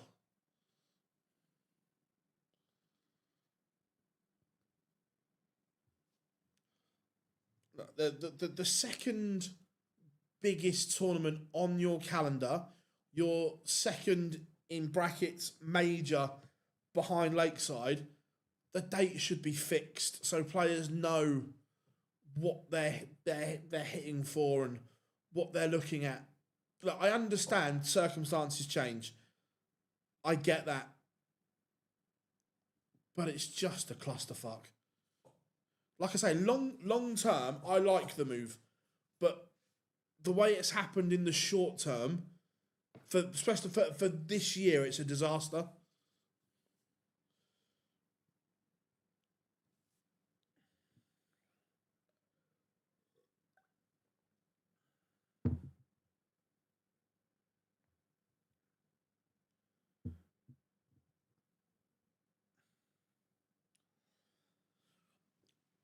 I agree, Marcus. Things are always going to... There's always something on, which I do agree with.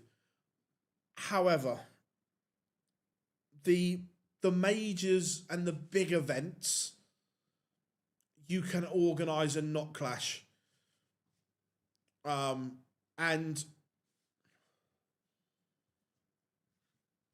to think that they're big enough to go, our event's all that matters, because that's how it comes across by that, then it's just like, nah, get out.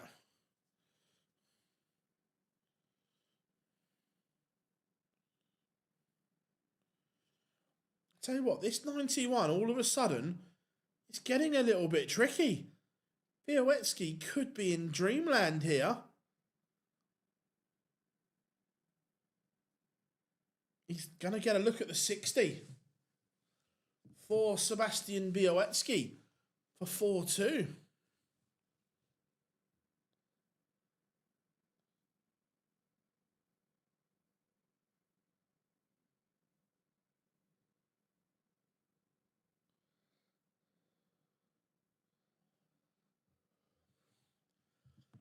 Interesting here. What is developing? What is developing here? Sebastian Bialecki has daylight between himself and WrestleMania. The winner of ET2 is in trouble here against the young Pole.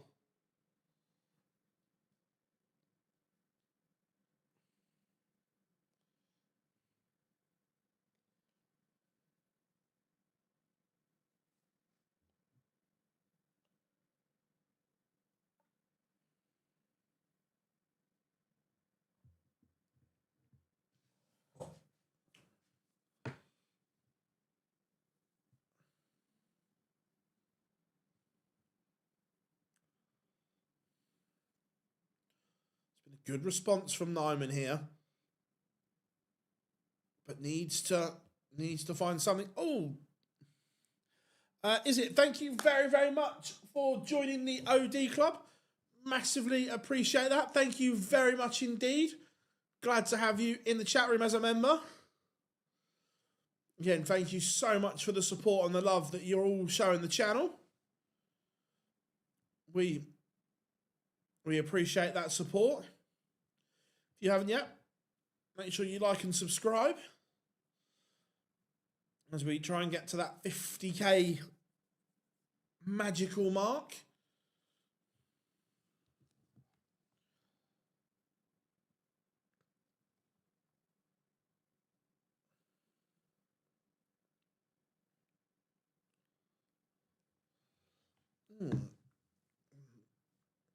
I haven't, but let me... But I need to reload it, and I'll explain why in a minute.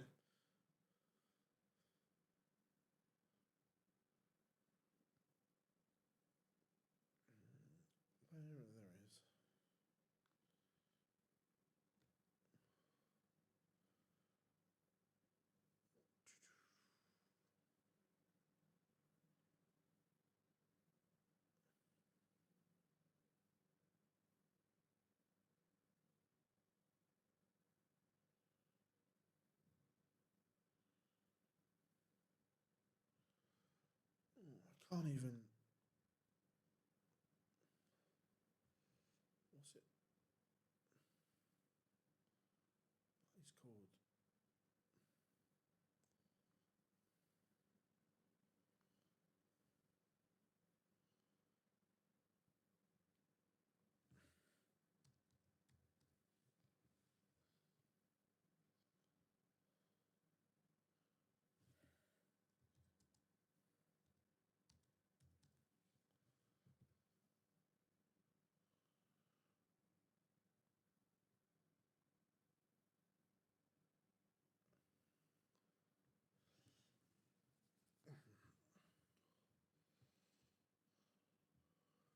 This would be the greatest 138 the world has ever seen.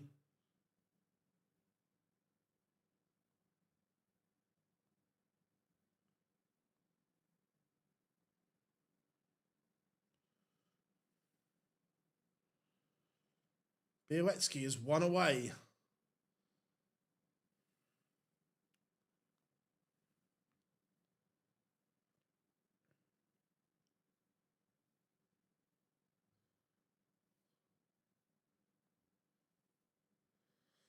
This is going to be interesting here.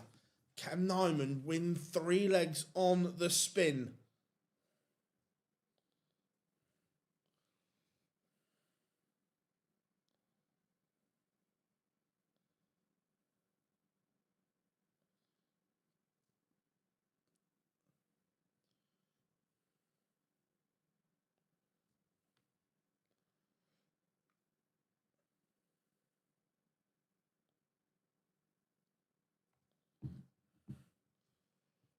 It's looking like Bialecki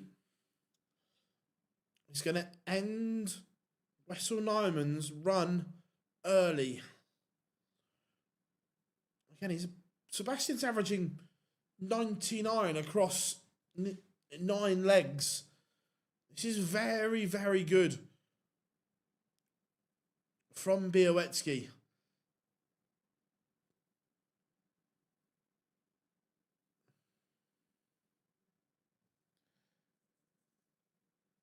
He's going to get a match-winning opportunity here.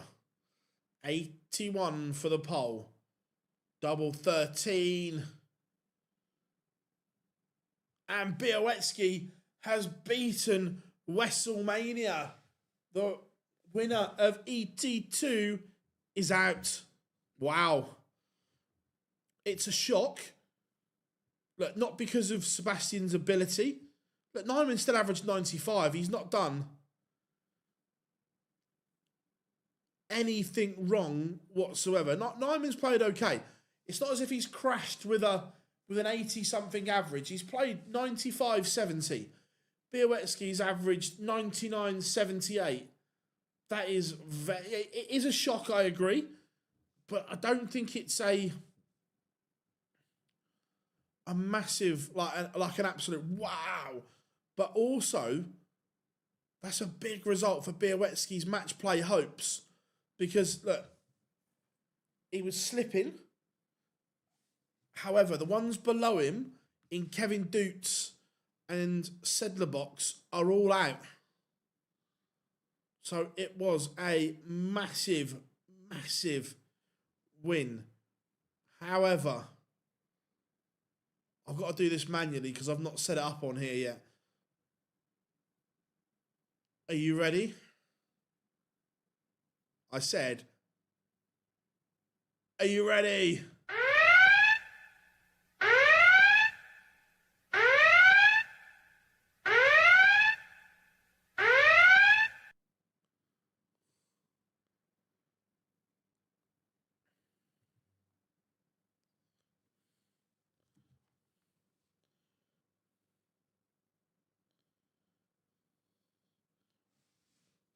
Very, very good from... Oh, wrong one. Wrong one. I meant to put that there.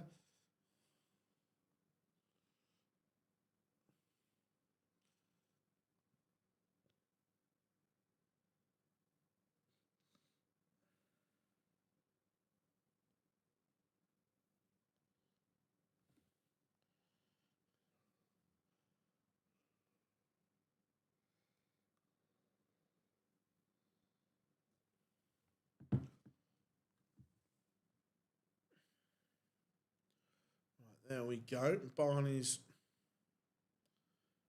up there. Oh, I'll tell you what, some disrespect from the wall. No picture for...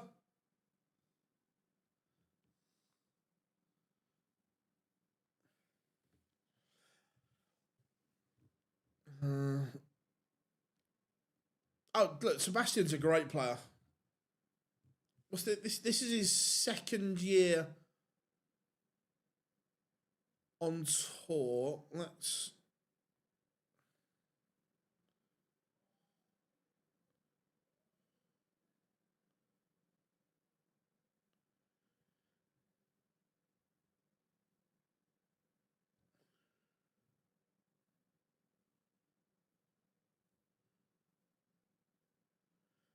Yeah, and he's up to 55 on the provisional tour card rankings. He's just so solid.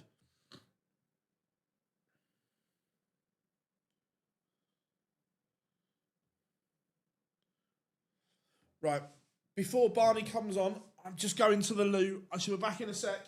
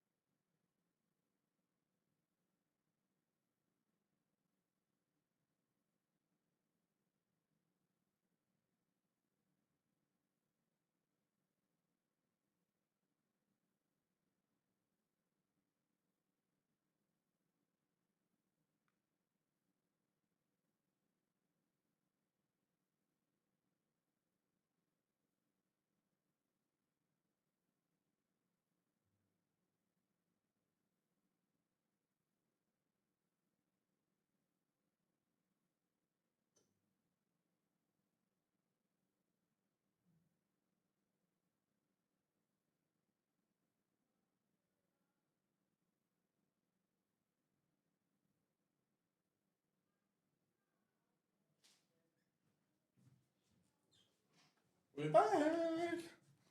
Here we go, ready for the Barney alarm.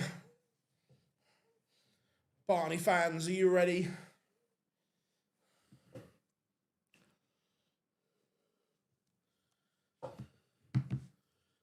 Plug.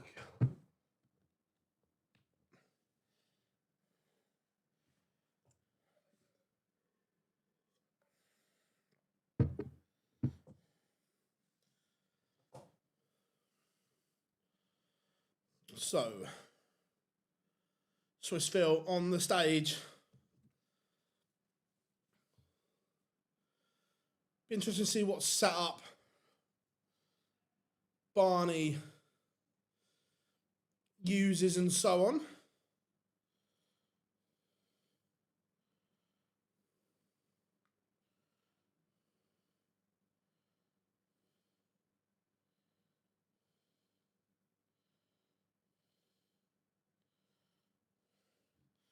Here comes Boris.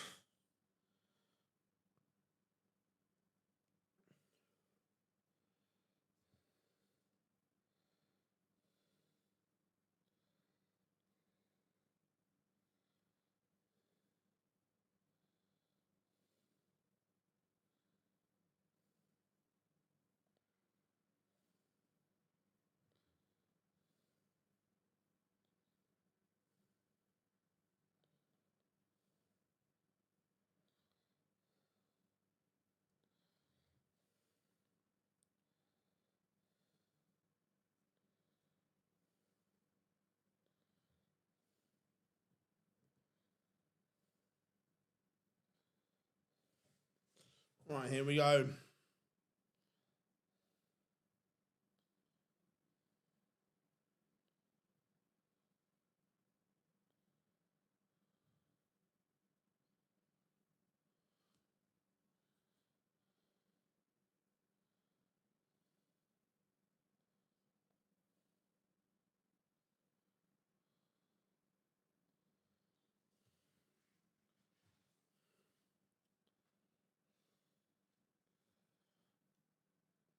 Do you think Barney will play on TV again? Look, there's a chance, yes.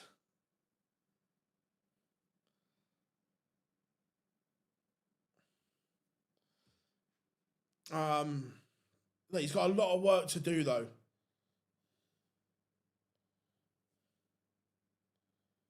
Like a lot of work to do.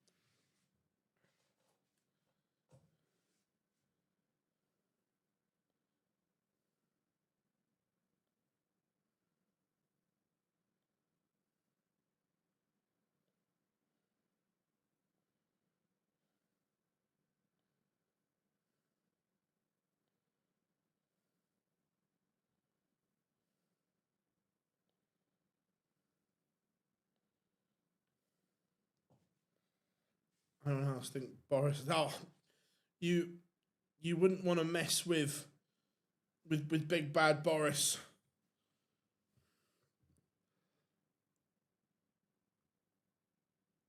Let's have a quick look at the Barney setup. Oh, so he's gone. He's ditched the kite flights and gone back to a normal K flex.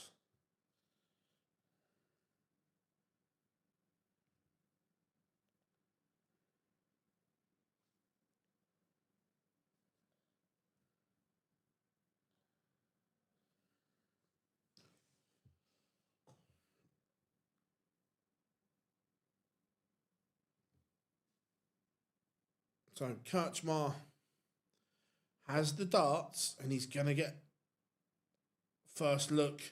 Misses 7-7. Has Barney got a 1-3-6 in him? The answer is no. So Krcmar will return.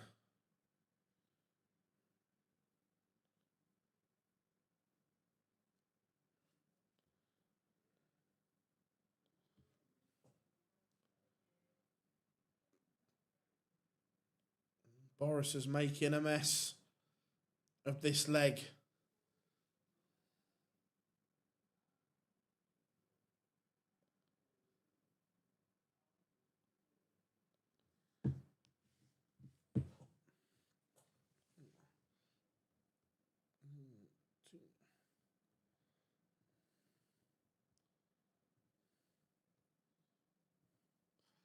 And Boris Krcmar does win the opener.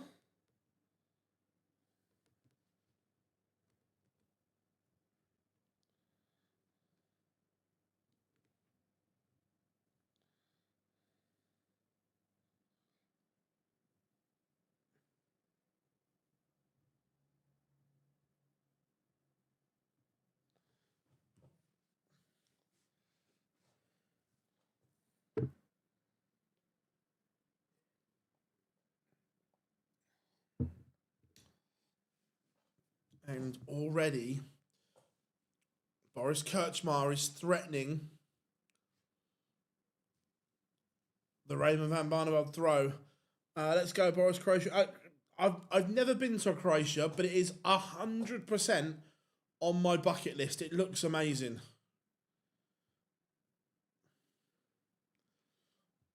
I still can't believe Boris didn't win a tour card. There's not 128 players better than Boris. Barney averaging 71 right now. He is in a world of trouble. Oh, Boris, absolutely no fucks given. 1-2-1 on the ball. Johnny Clayton, yes, please.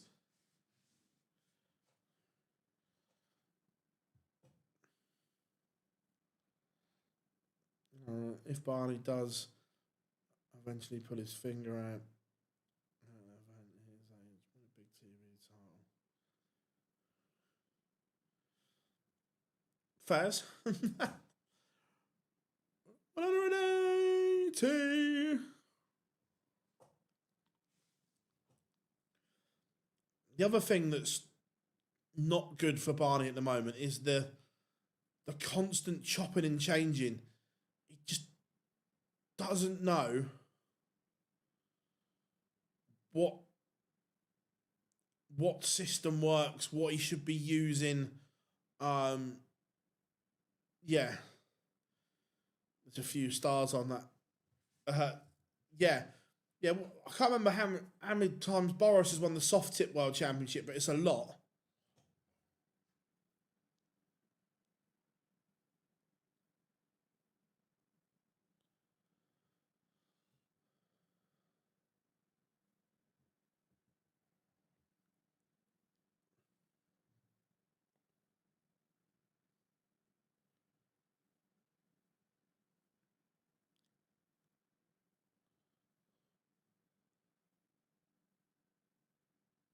Boris 1 dart for 3 zip. Oh, it's relentless. Krcmar's averaging 98. Raymond van Barneveld is 3-0 down. Boris is halfway to victory.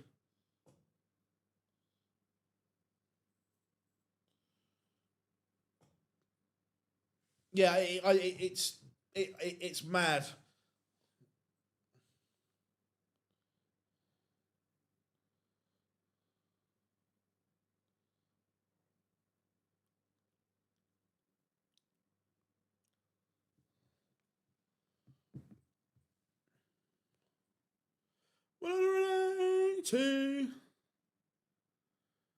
Yeah, he's gone back. He's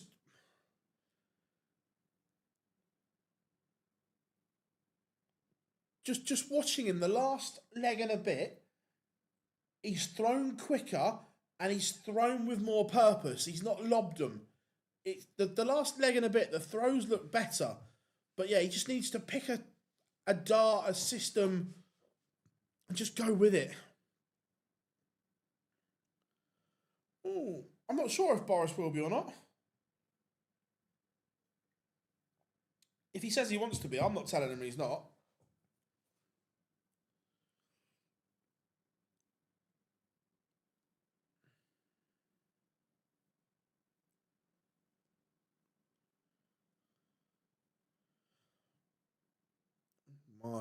Oh my, Raymond.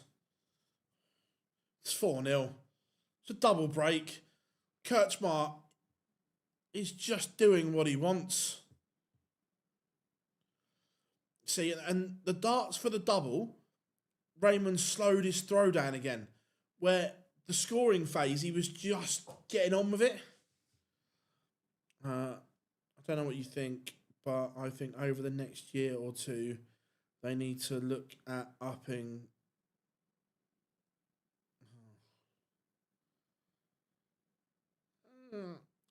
Not at the moment. The tour financially doesn't support 128 players, so you can't up it at the moment because it doesn't support 128 players.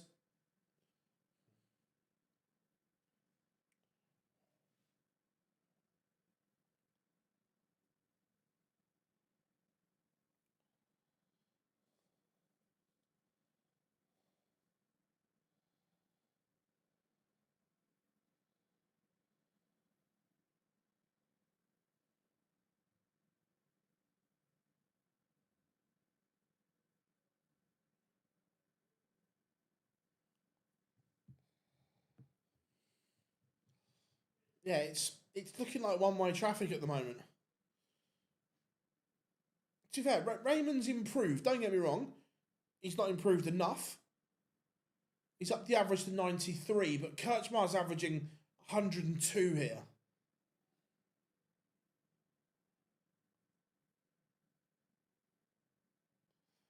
5-0.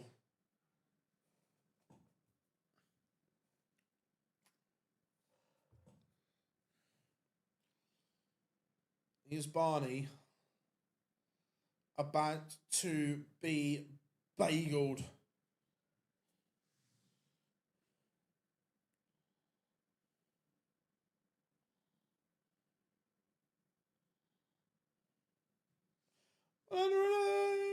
He may get a leg on the board here.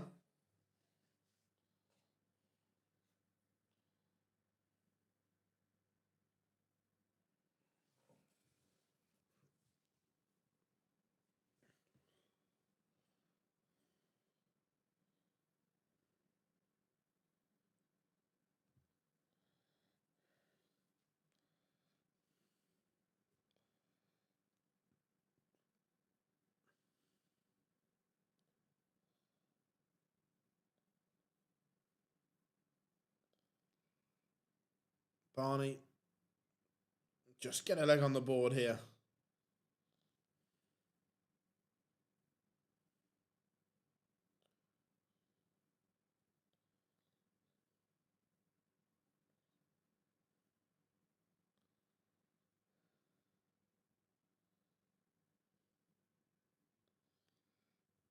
He's just missing doubles. It is. Oh my. Oh my. I was about to say, that would be the ultimate punishment.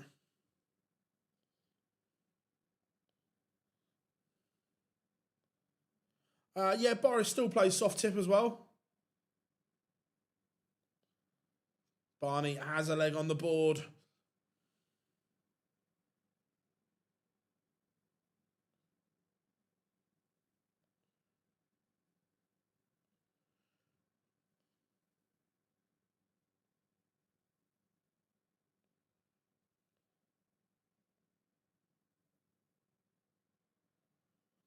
But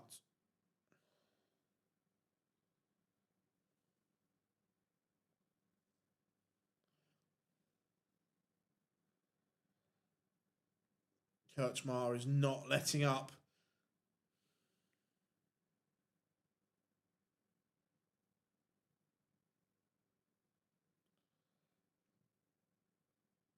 At the moment.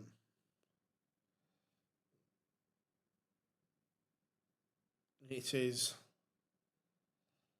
Krcmar cruising along. Would like a treble here, though. Doesn't find one and just gives a glimmer of a chance for Raymond.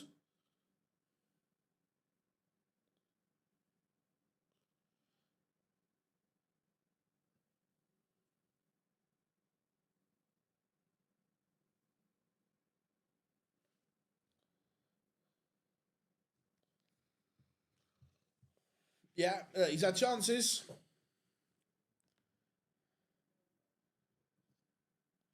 Yeah, he's playing even a small. Cool. Yeah, so I thought I heard him say recently he was still playing in the soft tip events.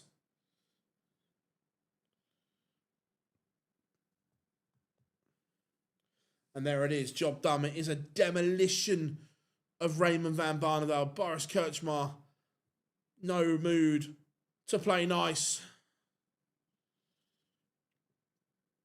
It is a 6-0 rout.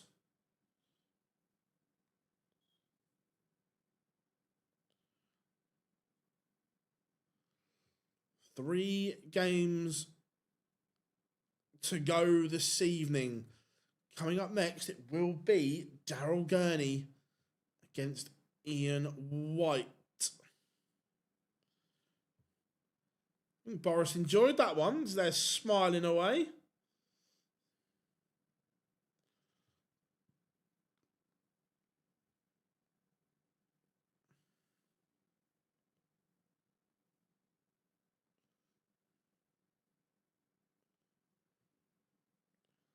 Barney looks a lonely figure walking off that stage.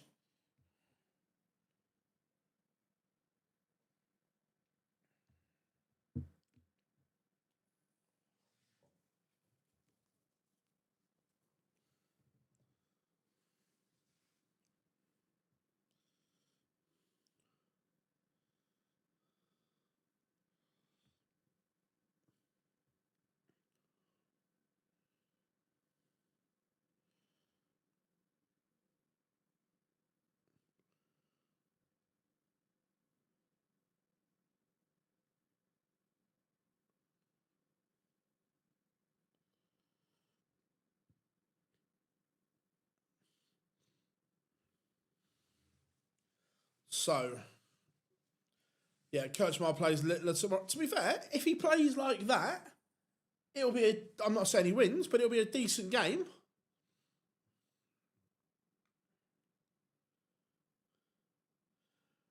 Just remember Siplap, who played Menzies today. But, yeah, look, that's the lottery of Q School, which is, I've said it for a while and I'll keep saying it.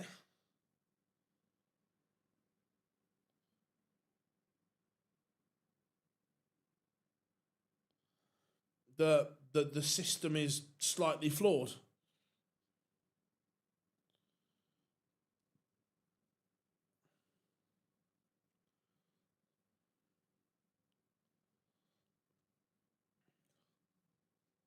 Right. So, advert time.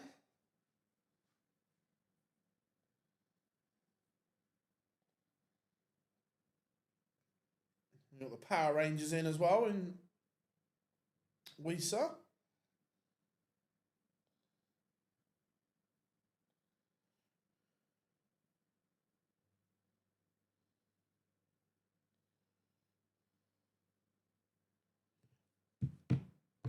Right. Who wins this one? Oh, that's a good question. The honest answer is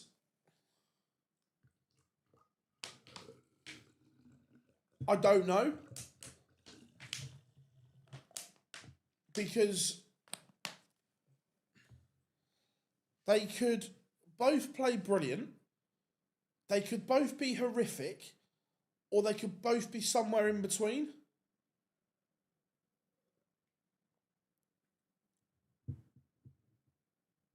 It's one of those games. Swissville said that Boris has beaten Nick Lawrence before.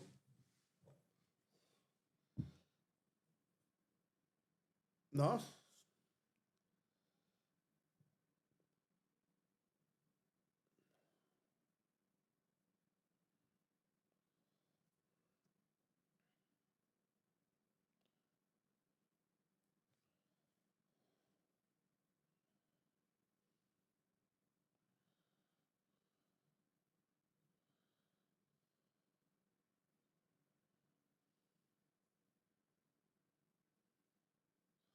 So we've got 1 minute 40.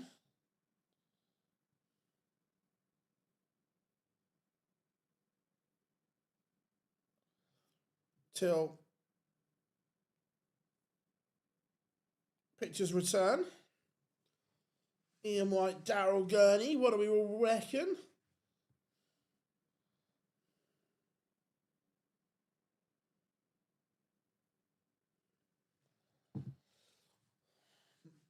Yeah, 100%. If I ran a PDC event, I would give. Yeah, I agree. That's something that I've been very adamant on for a long time. That I think the Challenge Tour needs to be used better in the distribution of tour cards. You've got a secondary tour with a year's worth of data, a year's worth of rankings, and so on. So I think it should be more than just the two cards on offer, 100%. Is this off the top of my head, mate? I can't remember if he qualified. I don't think he qualified for two. I Can't remember if he qualified for one or not.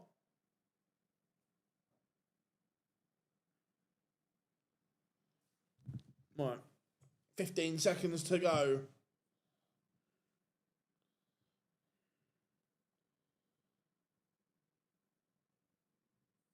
Yeah, agreed, Rob. Agreed. Right, pictures are returning. We are ready to go. So,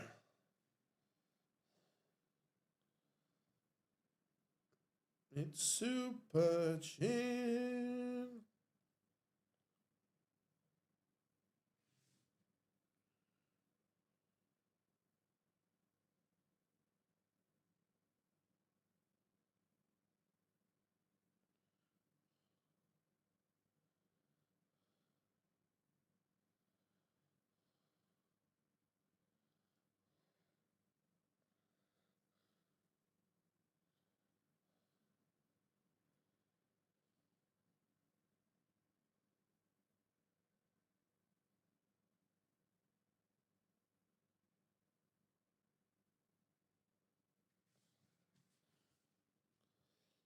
Um,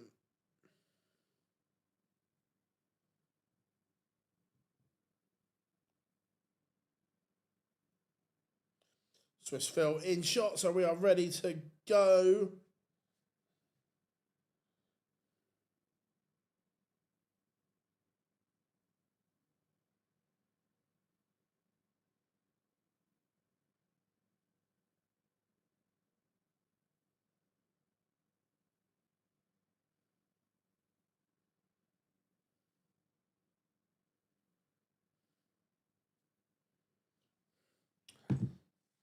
And with the affiliate tours getting that card means Andrew.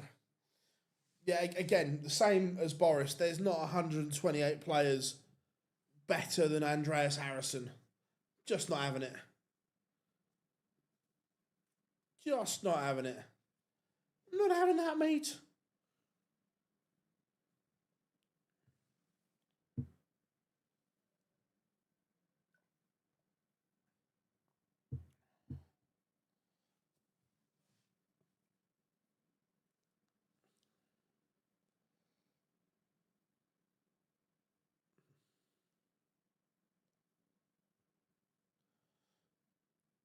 Gurney's 40th on Sunday. Nice. I like Darryl. He's a really good guy. Really good guy, Darryl.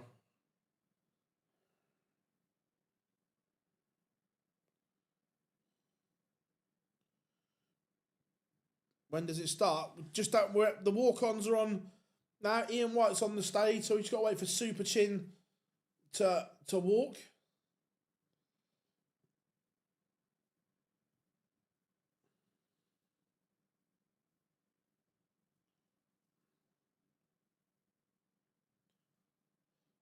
What version of the shirt is Darryl Gurney? There was one.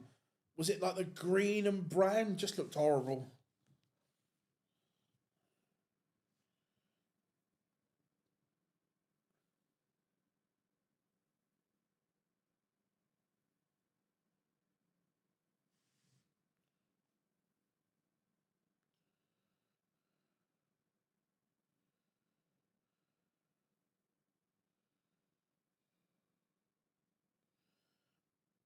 Right.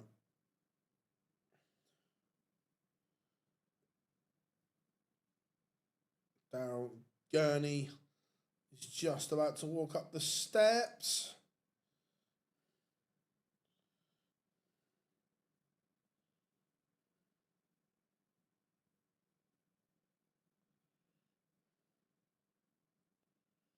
Right. Both players are on the stage now. Let's do this. I know, sorry, we've got to have the...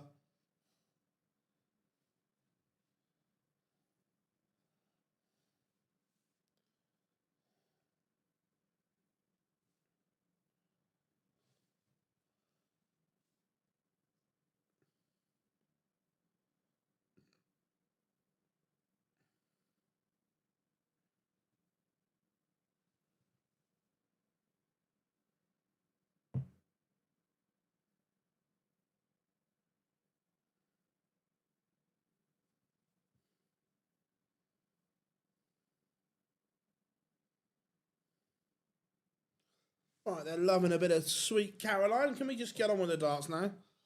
Some of us are running on not a lot of sleep and would like an early night. Yes, I know that is very selfish, but I'm sticking by it.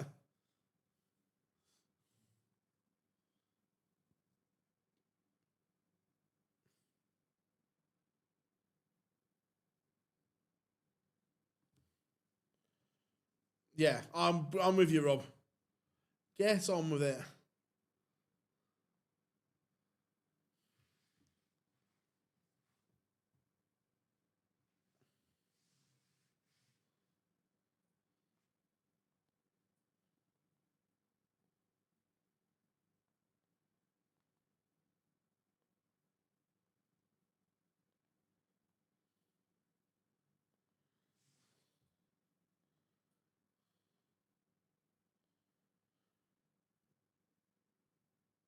Yeah.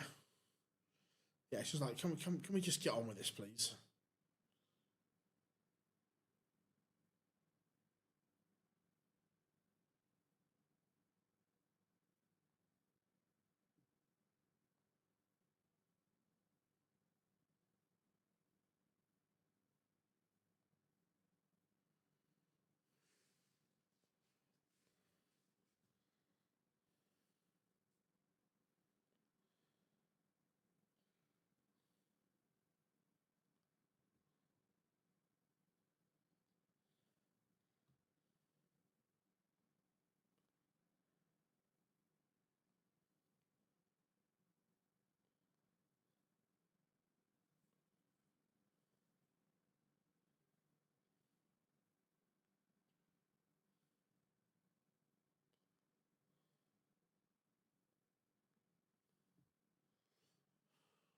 Right, come on.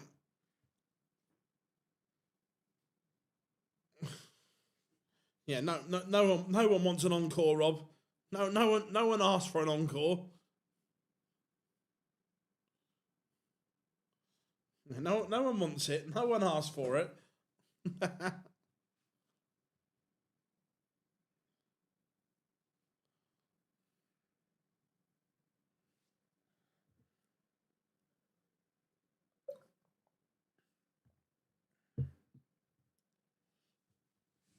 Right, here we go.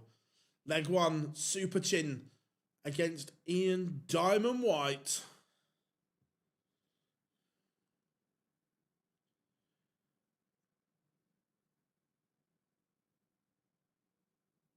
Ah, cool.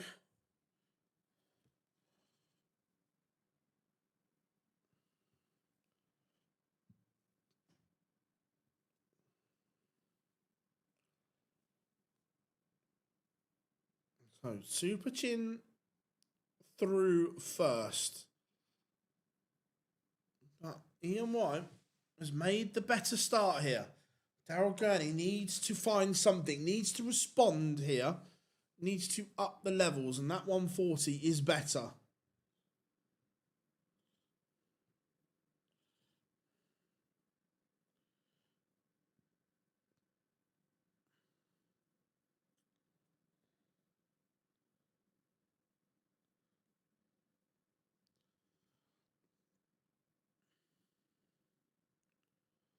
It's a good setup from Super Chin.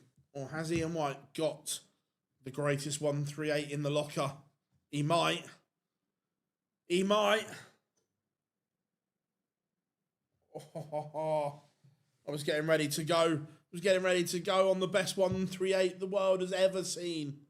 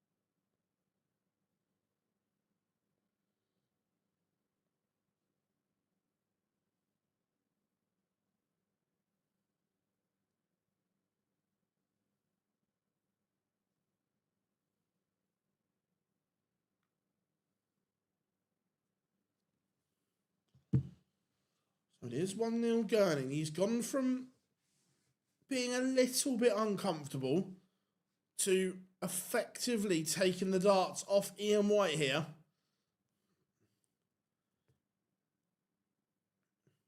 $180.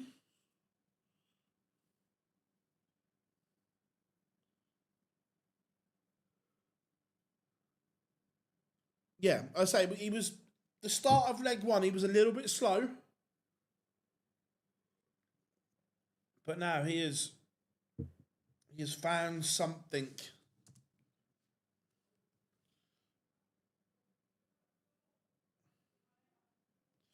It is 2-0. Break of throw. He's averaging 107.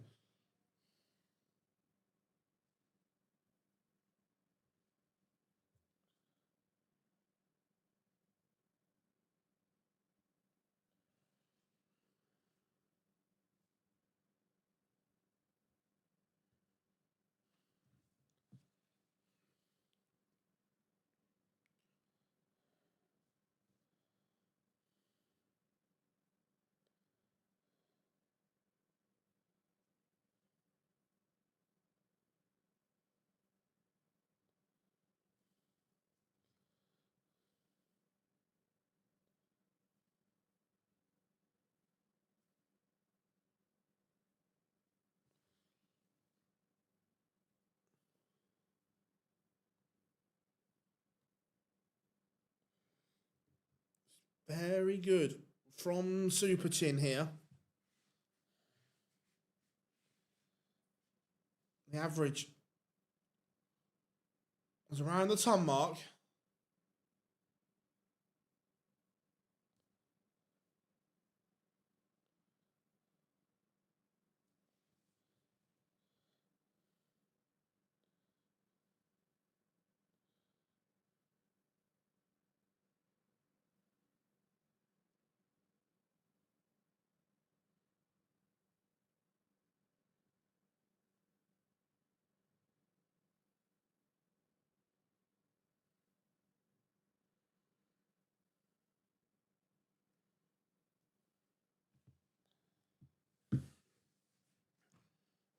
So, as Ian White got a massive 1-4-1 in him.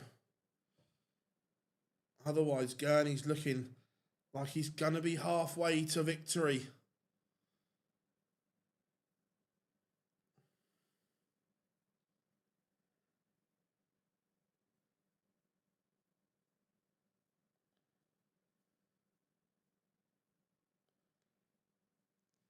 It's a good setup from Ian White.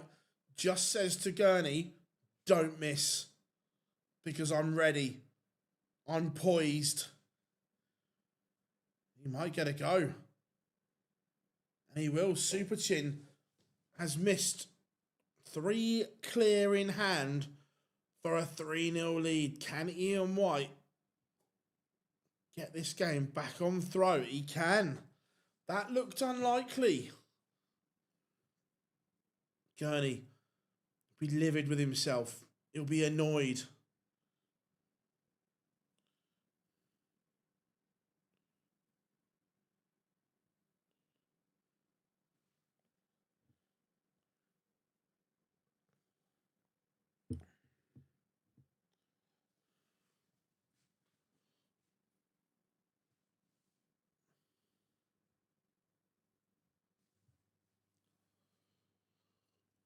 Ian White only averaging 88 at the moment. It's interesting as well. The last time we saw Ian White, I can't remember when it was, but he was using a moulded flight and stem. He's gone back to the traditional one this time out as well.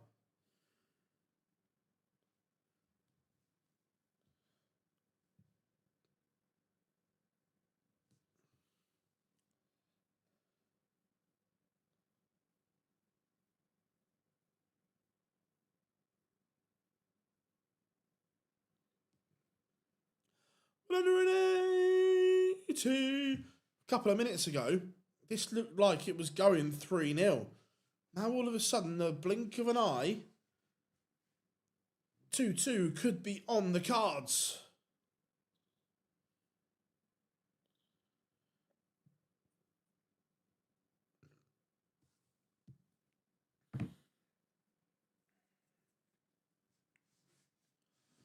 Daryl Gurney's levels have certainly dropped in the last leg and a bit,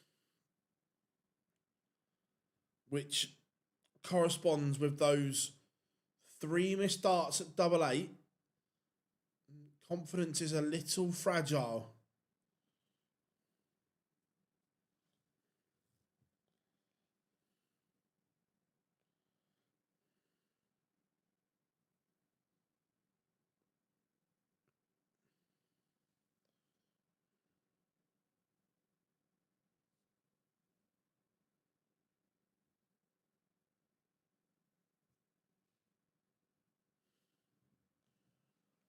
But that's a fabulous ton topper from Daryl Gurney.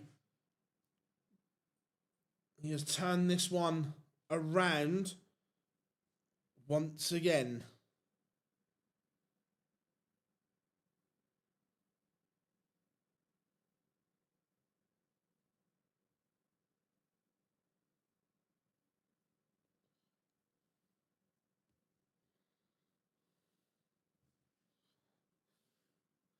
Yeah, unbelievable checkout. And needed as well.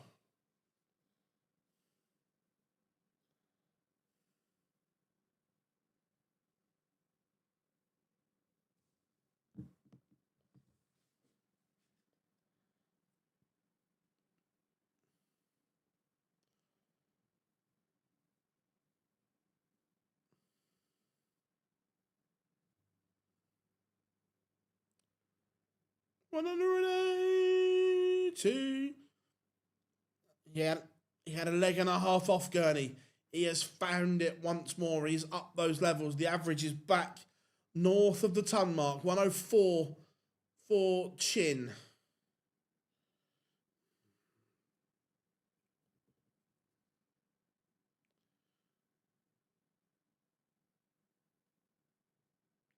He hasn't hit, but he will return. Ian White way back on 209.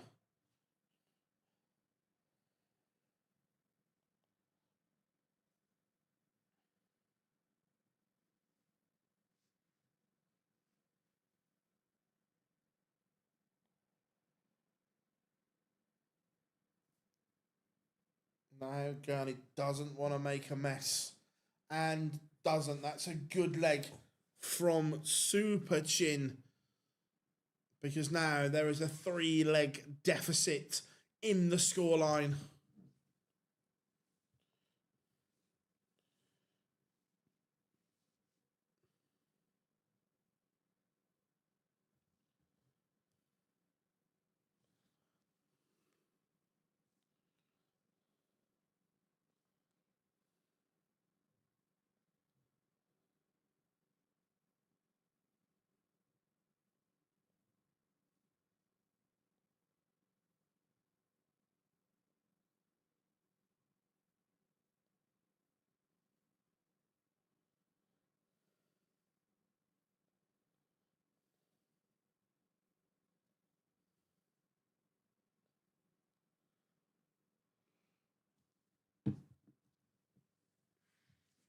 Ian White needs a decent visit here.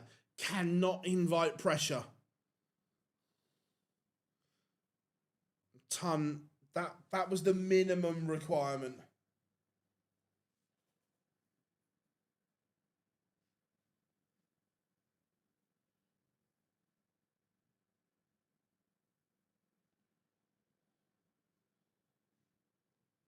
But Gurney is down to a finish. It's a big ask, but it's still a finish. And this is a disaster. An absolute chocker from Ian White. He is gifted 6 darts to Gurney.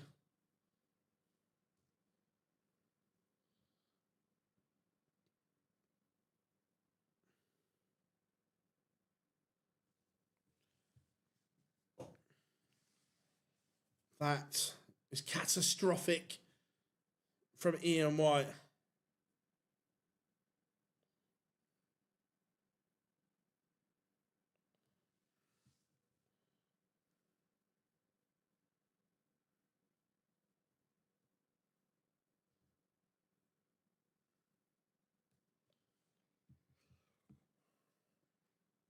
He's missed 2 for 5-1. Surely Ian White hasn't got a 1-3-7 in him, has he? This has looked unlikely. And it is unlikely.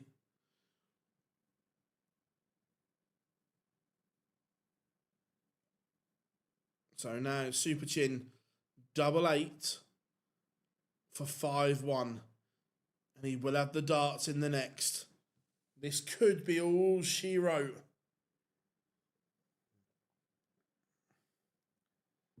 Gurney doing a number. You'll want to get it wrapped up at the earliest convenience.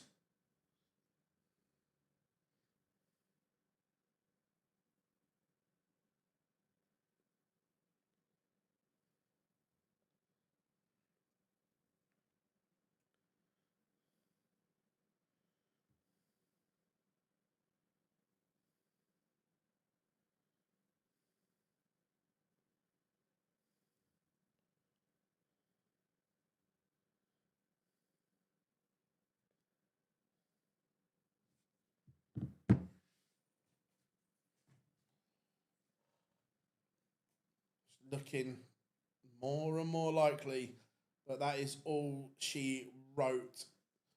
Ian White has just not had the levels in this game. Look, we know he's a good player, but at the wrong end of his career now, the numbers not stacking up for Ian White. 86 average is not going to cut it. Remember, at one point in his career, 2018-19, the Euro Tour was Ian White's playground.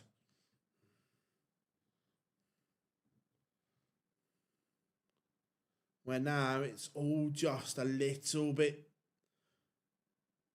tough going when it all used to come so easy for him.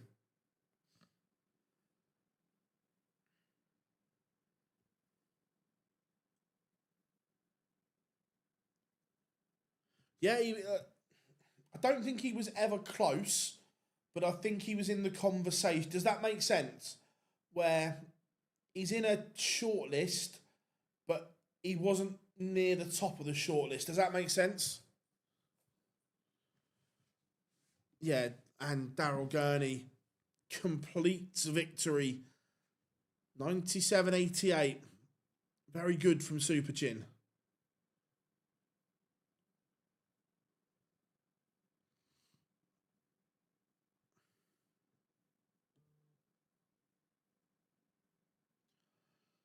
Two games to go. Nico Springer against Kim Huybrechts, the legendary Belgian. And then to close the show, it will be Dirk van Duijvenbode against Lucas Wenig.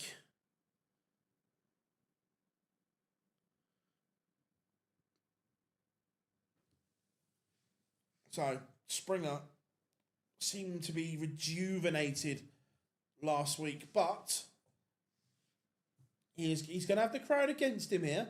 They will be very much pro Kim Huybrechts.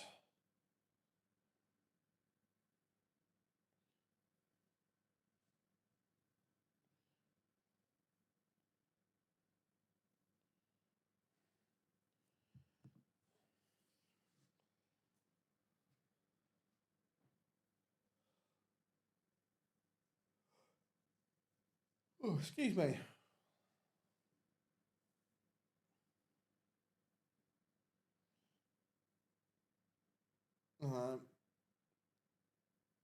If it had only been the UK Open so far. Yeah.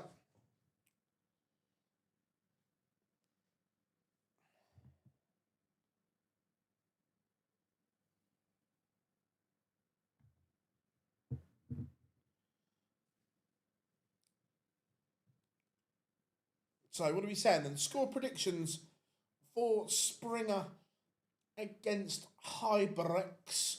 What are we saying? What do you think, chat room? Where would your 10 pence be?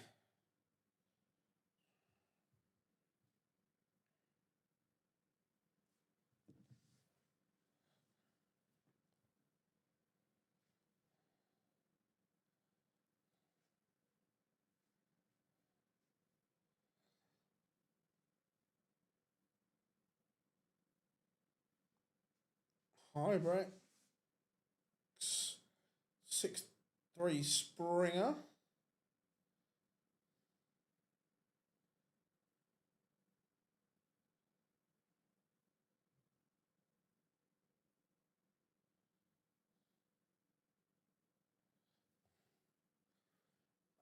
Yeah, I think I'm kind of in agreement that I think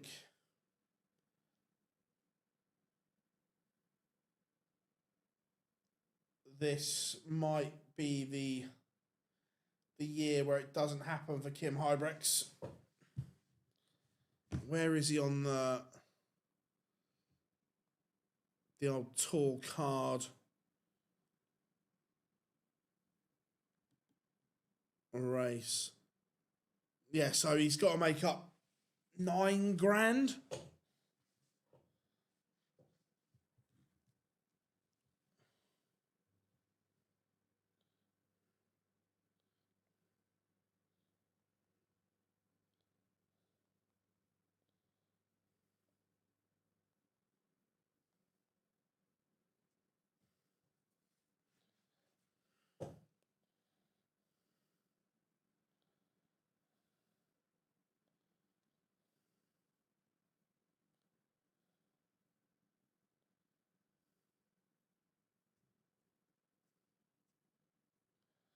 Um,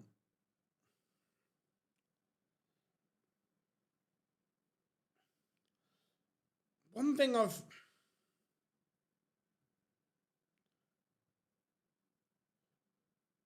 kind of noticed is the Belgians. They seem to be fragile. They've all got ability, but very, very fragile.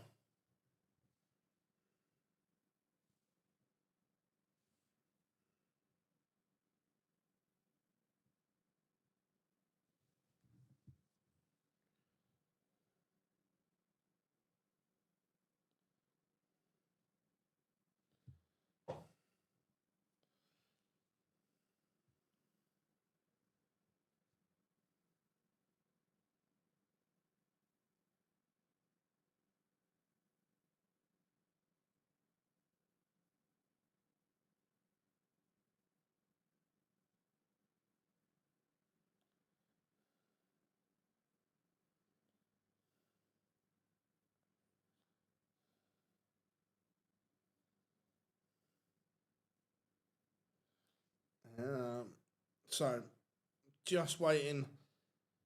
Got about 2 minutes 40 seconds. Any questions? Fire them over.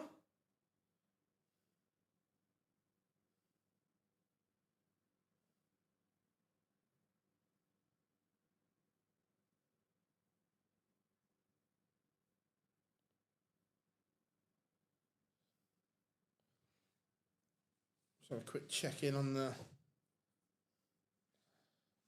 JDC a second.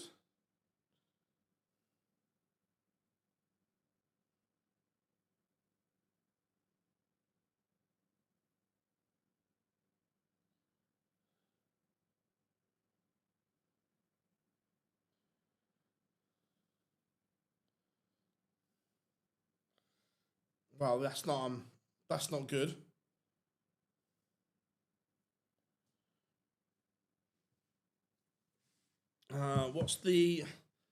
What's a good dart with a central scallop?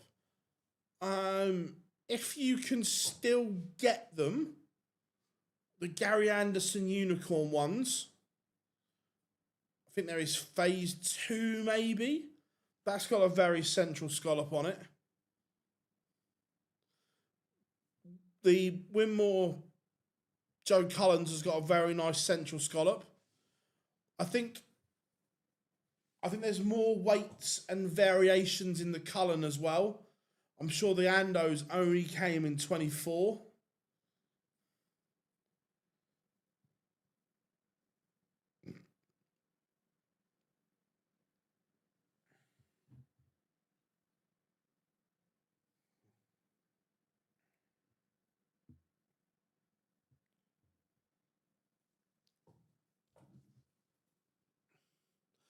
Joe Cullen kind of made the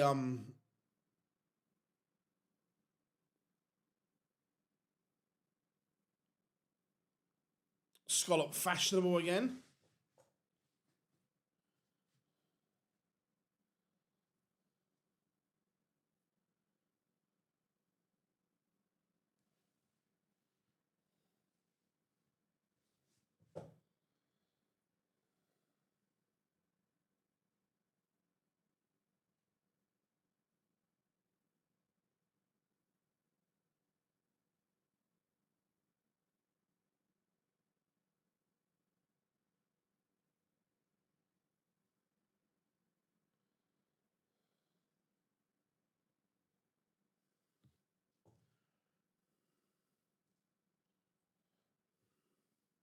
Right, pictures are back.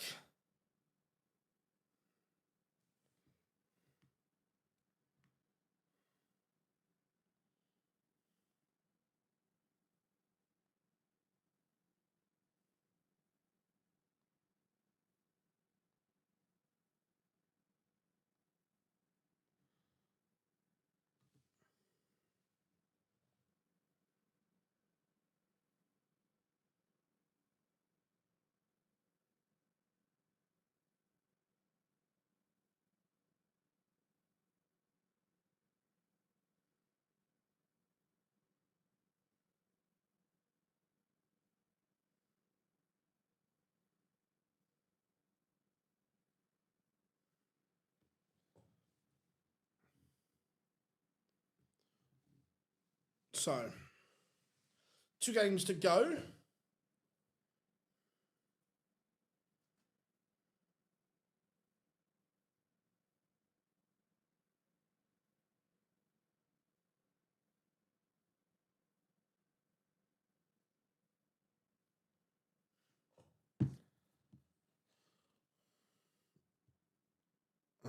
Evening, Wayne. Hope you're good. Let's have a look. I would think so by default, not because he's played well. So, yeah, Mike De Decker is obviously number 1. Yeah, Dimitri Vandenberg number 2. And, yeah, there's no one within any striking distance.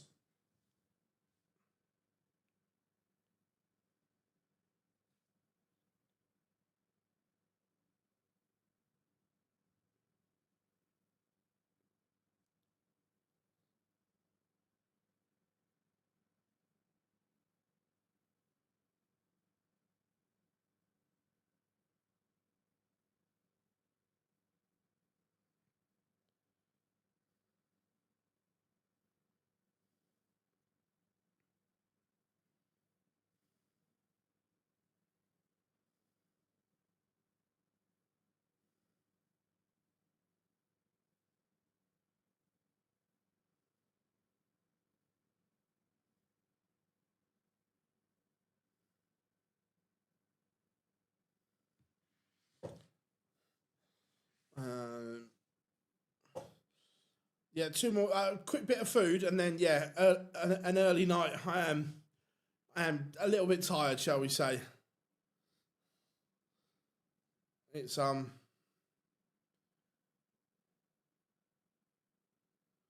a long day. I just flicking through social media. Massive congratulations to Greg James, who's doing the longest ride, raised over £4 million so far. And I love it, the fact that Prince William jumped on for a bit with him yesterday. I thought that was a real nice touch.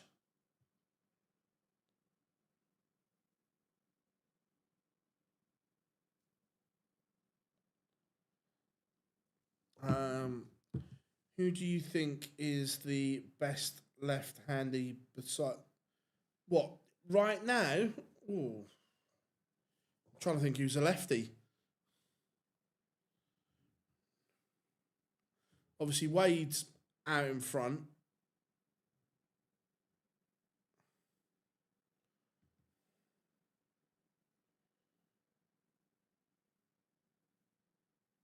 There isn't too many, is there?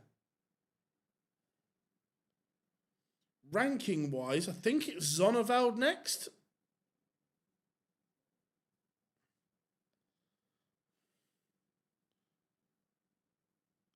I think Zonneveld is the next left-hander that's ranked.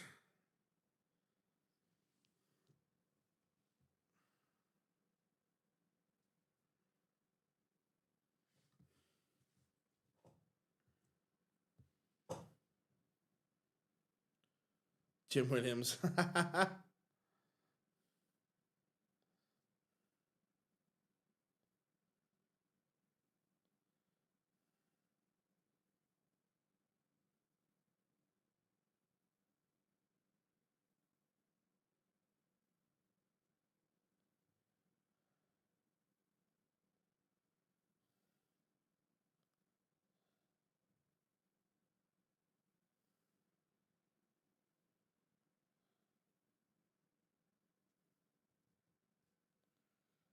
Right.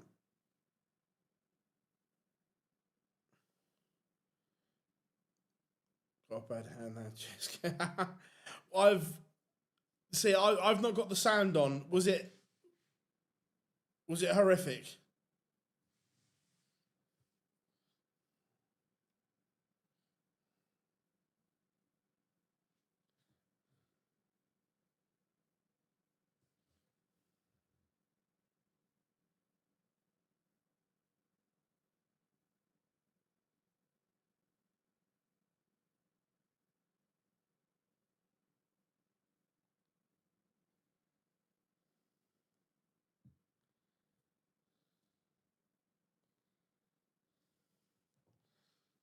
Um,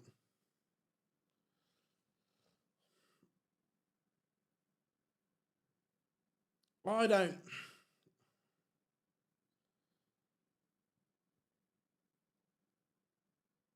I don't know.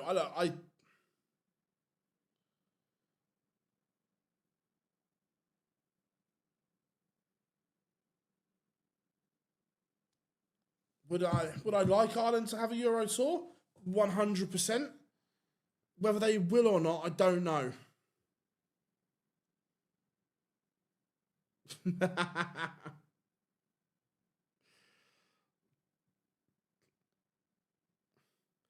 By the sounds of it, I think I'll give it a miss.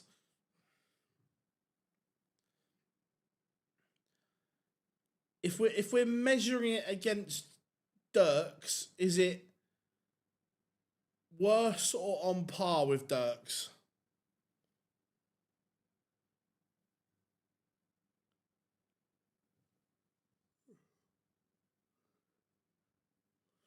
Worse. Oh my Christ.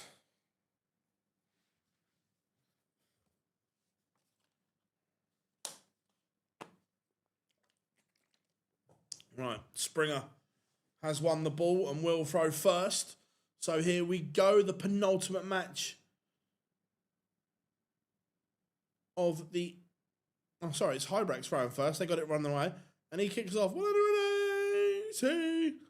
They put the old starting thing on Springer to start with.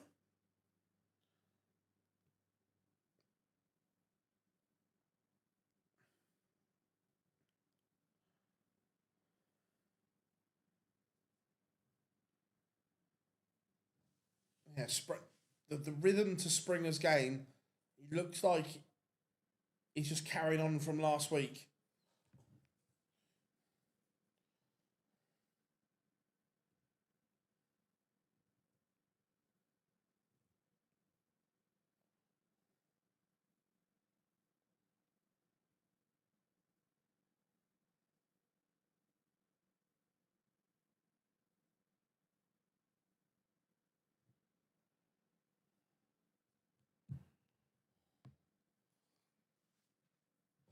Great opening leg from Kim Huybrechts. He's doing everything he needs to here in leg one to get the crowd on his side, get a bit of confidence.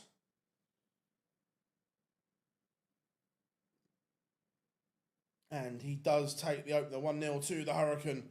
That's a very commanding hold of throw.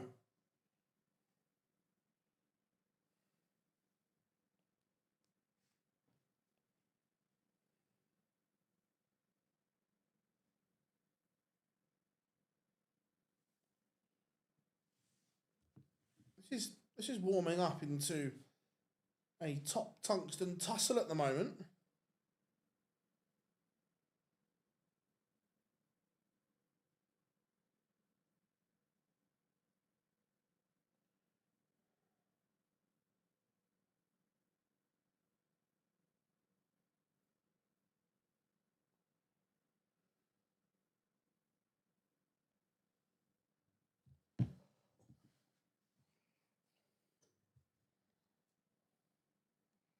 Springer just looking to get on the offensive here. He's got a little bit of time on his side. He's got 6 at 186. Kim Huybrechts not applied maximum pressure on this leg. He's been okay, but that intensity from leg 1 not there. Another one, Phil. How come the World Grand Prix is not in Dublin Premier League? So there's a couple of bits, Wayne. One, Springer levels up 1-1. One, the 3 arena is too big to hold, was it 7 or 8 days of the World Grand Prix? It's just too big and too expensive.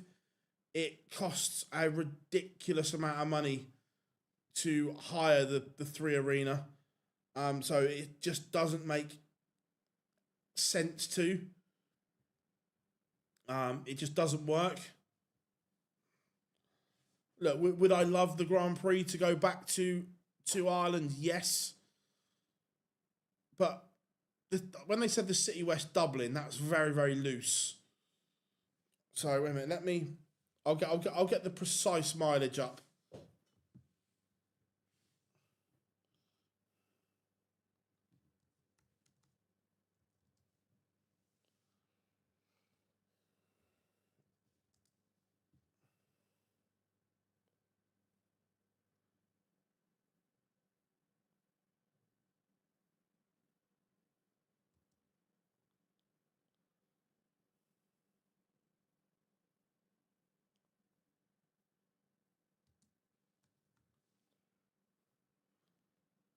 So, City West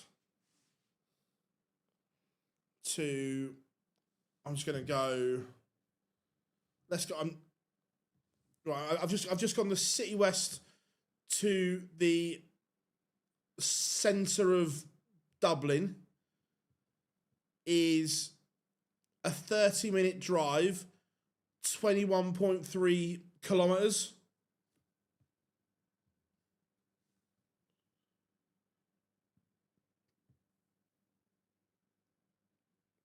So, although the City West is nice, Dublin was quite a loose.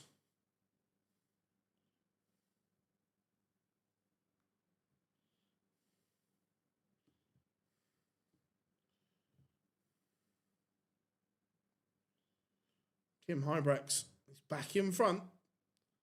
The Belgian crowd are getting involved in a good way. They are spurring him on here. He's averaging over a ton, 101.27. Springer averaging 94.5, which is still decent.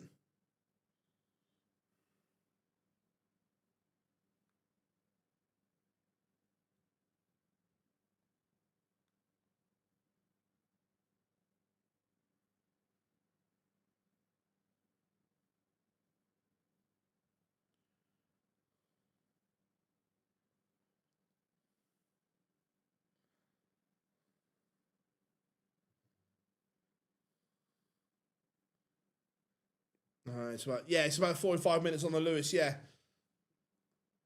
It just doesn't make sense.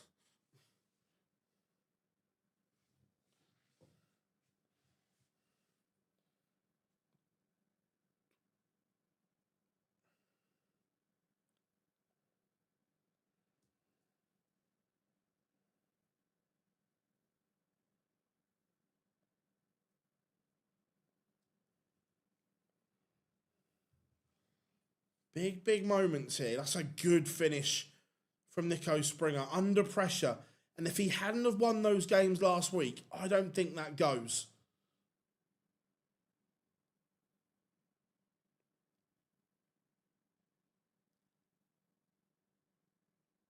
Very good. Very good indeed. Beautiful start to this game.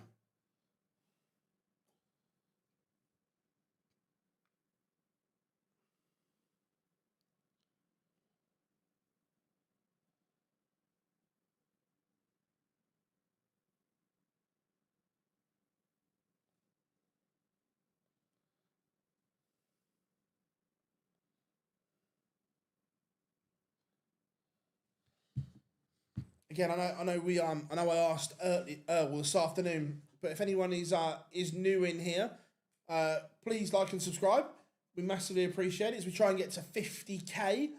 Also, we've this week we've introduced some new style thumbnails to some of our regular content. Let me know what you think of them. Whether you think they're better, if you don't like them, let us know as well. We take criticism both ways. But we spent some time doing some research and looking at what's working elsewhere and what seems to be a trend that is working. So let us know. Nico Springer, for the first time, is threatening the Kim Huybrechts throw. The averages of crisscross Huybrechts now averaging 97. Springer over the ton mark, and it is 3-2 to the German. He leads for the first time, breaking leg 5. How pivotal could that be?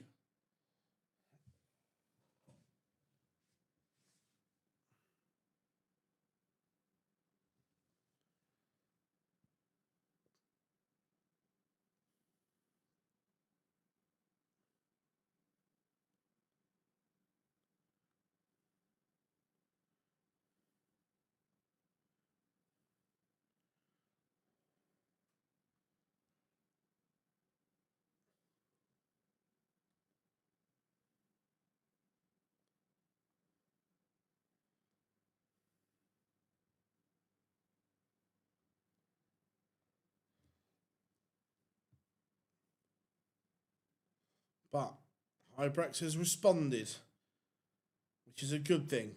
There's still a lot of fight left in Kim Huybrechts.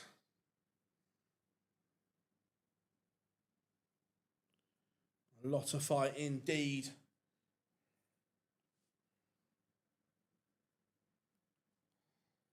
Love the new. Cheers, Wayne. Thank you very much, buddy. Like I say, we've been playing with some different styles, looking what other sports have been doing and so on, and adapting them to darts a little bit.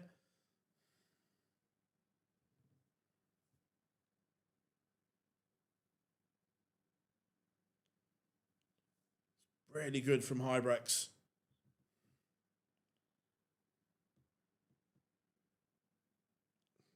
Looks like he's going to break back here. And does 3-3. That is very, very good from the Hurricane.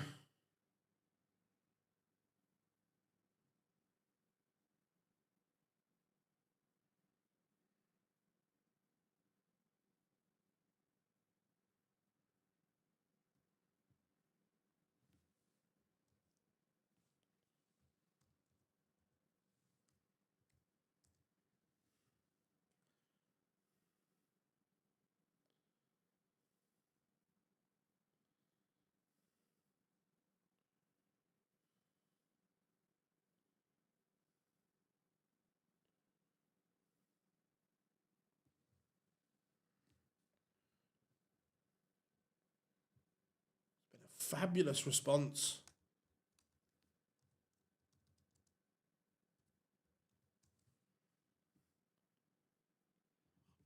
So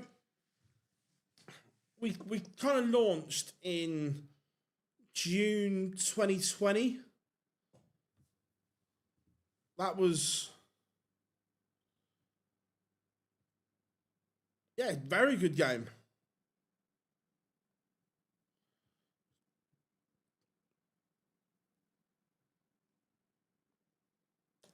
So yeah, we launched.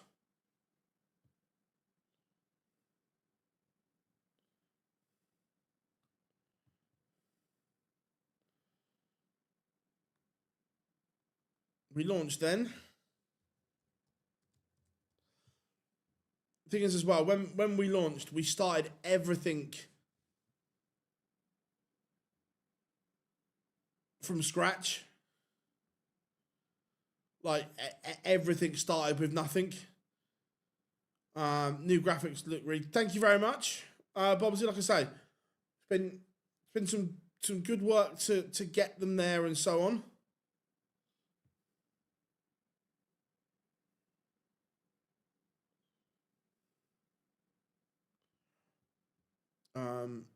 Yeah, I think they look better, which is what we want.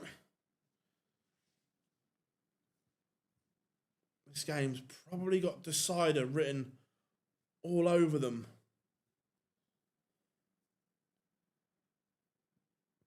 Yeah, thank you very much, Daryl. Yeah, look,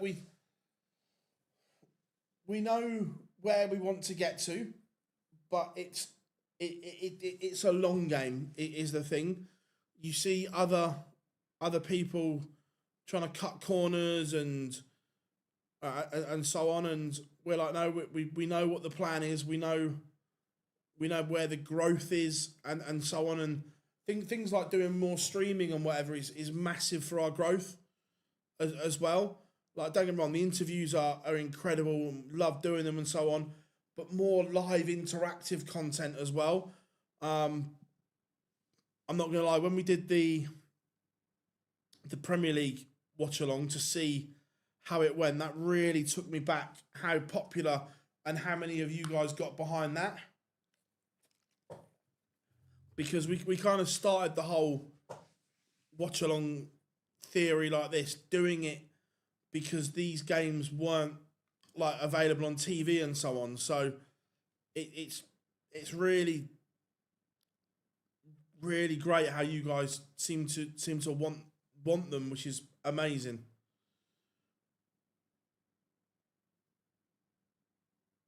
Nico Springer has missed. What an opportunity for Kim Huybrechts here. This would put him on the hill. It would put him one away. Huybrechts. This is vintage Kim Huybrechts. He's averaging over 101. And he's one away from victory.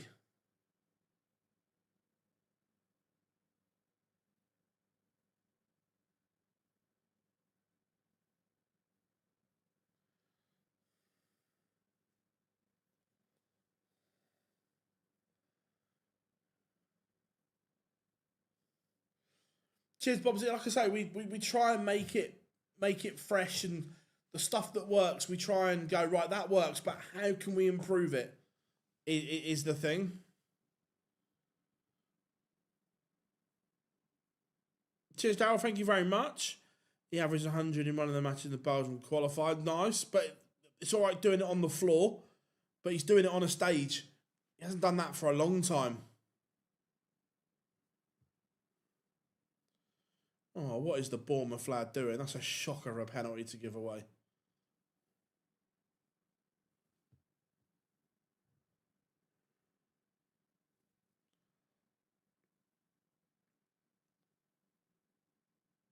Looks like Springer's not done yet, though.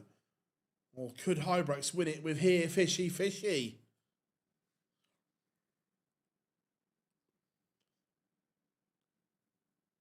This would be some way to win it.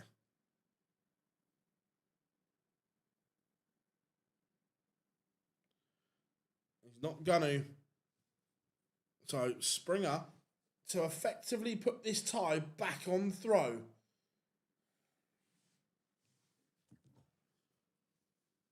And he misses, so Huybrechts should get at least a dart at the ball to win it. That's the minimum.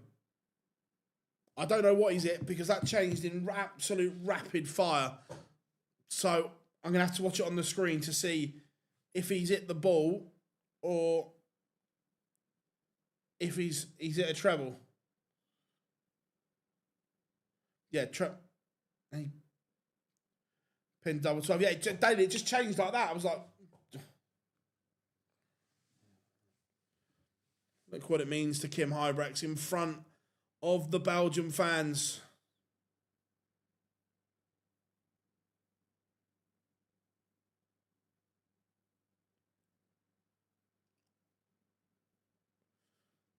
I'd say he's pretty pumped.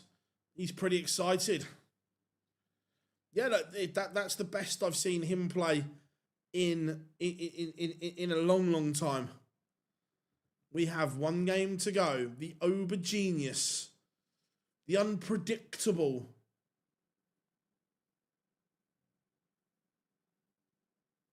Duijvenbode.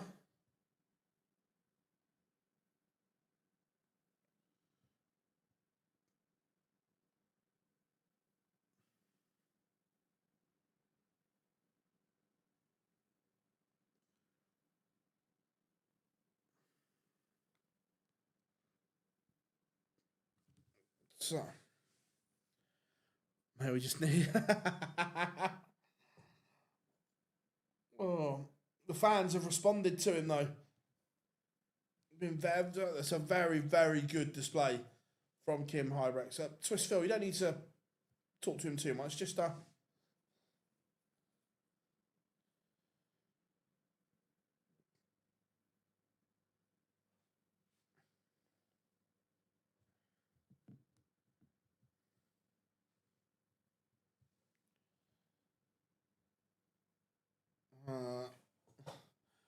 I just want to say, stick below pan. You're bringing with enjoyment into darts living room, top quality YouTube, superb, mate. Can't afford. Thank you very much, Paul. Massively appreciate the kind words. Thank you very much. Like we say, we'll always try and get better. We'll always try and do more. And I also think it's important for the channel that it's not just my mush on air all the time, which is why you'll very rarely see me on a fallout bar, because that's like that's the boys' territory. That's what they go and do, and so on. Look, don't get me wrong. If needed, I'd always be there. If so on, but it's important that we build other members as well, and you get to know them. Like Dan, Carwin, Cam, Dave, Daniel, those boys have really taken the Fallout bar and made it their own, which is great.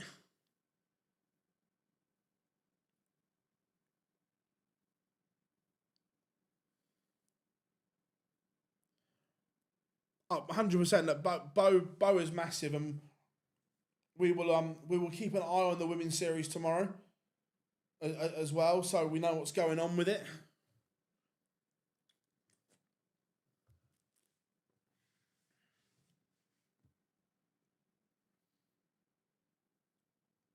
But adverts are now on. One game to go.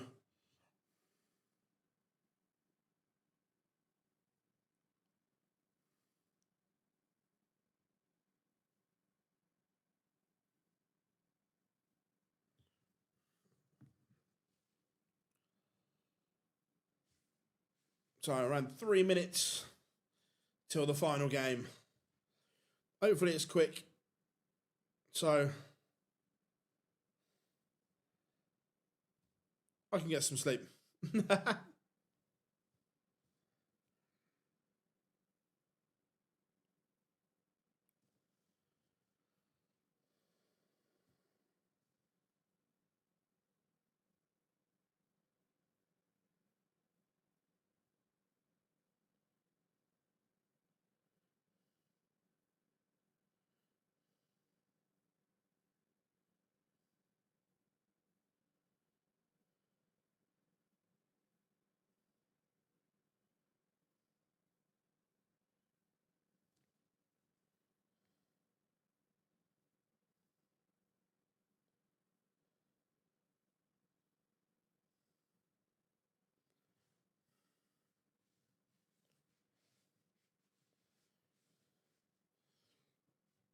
So 2 minutes till the final game. What are we saying?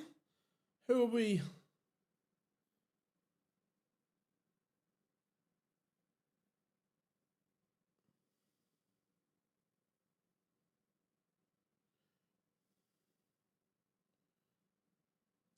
Who are we going with? I don't know, Bob's. The honest answer is I don't know. We'll find out when she'll be on the stream at some point.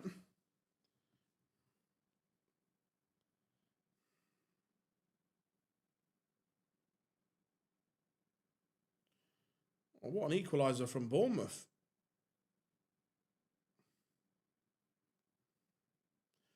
1-1 in the football. Dirk 6-4. Yeah, look, Dirk, in spells, he played really well on ET2.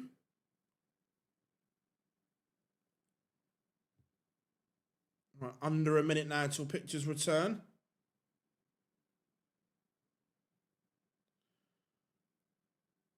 That's not a penalty. United want a penalty up the other end, but that's not a penalty for me.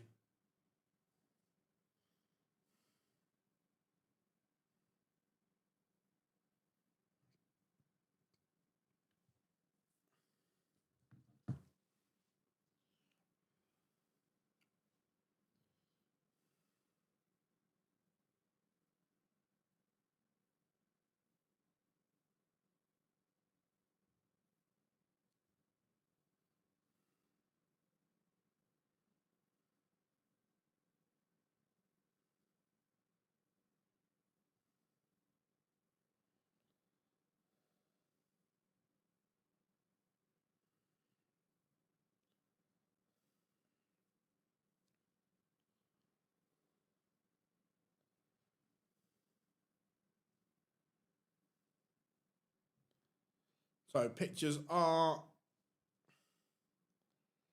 returning.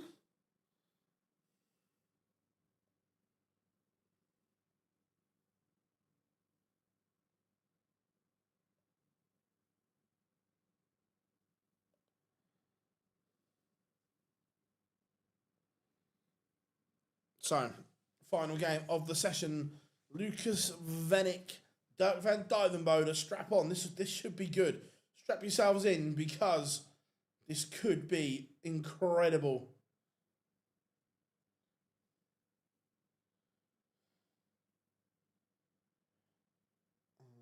I do kind of want Wenig to. I think, look, don't get me wrong, I like Wenig, but it's probably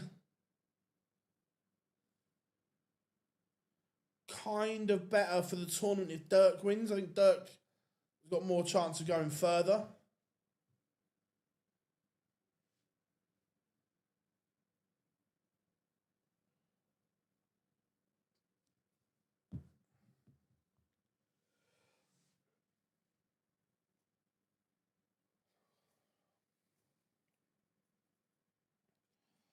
So let's get the walk-ons done. Looks like they're having a whale of a time in the crowd. They are loving it.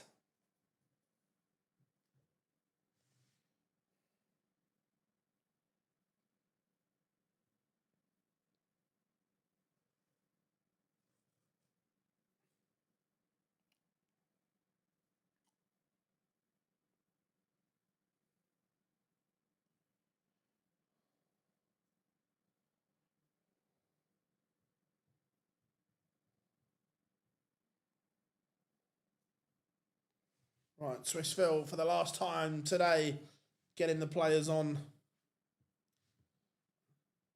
The uber genius Dirk van Duijvenbode and Lucas Wenig. And Buemo off, Shesko on for United.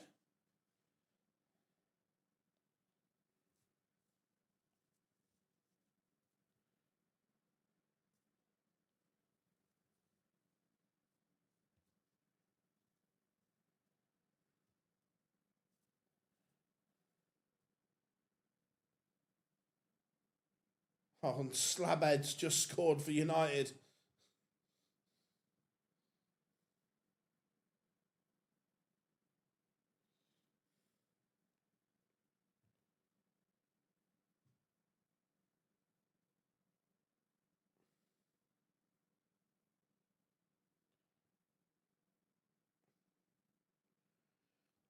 Forgot about Wenig being in touch for the match play, yeah.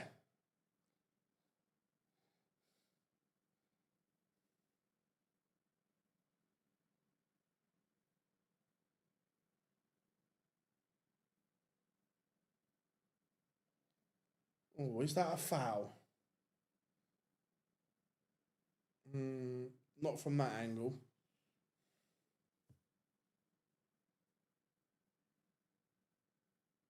Oh, it's an own goal. It's not even Slabhead. It's an OG. But the way Slabhead went running off, he was claiming it.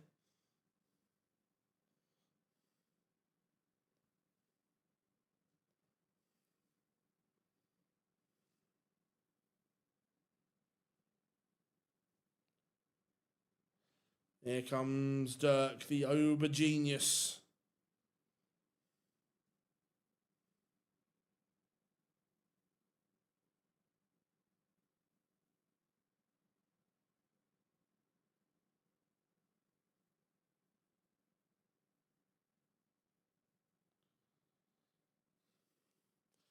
Dirk is on the stage. He's not give it large either. I thought he'd give it some licks.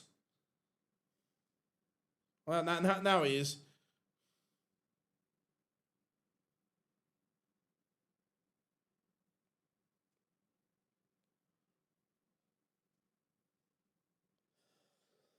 Excuse me.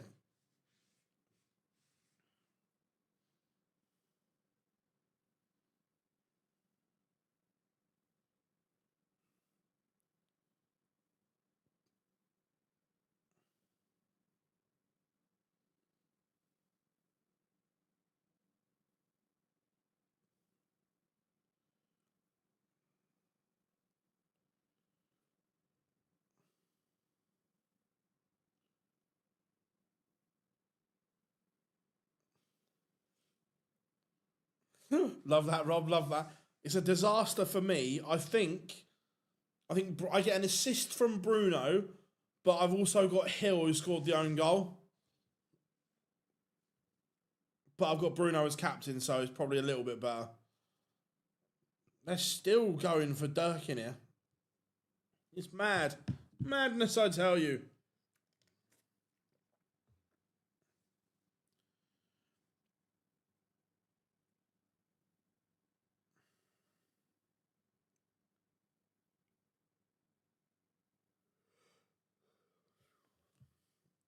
Right. Can we get this show on the road so I can go to bed? So I can get some proper shut-eye.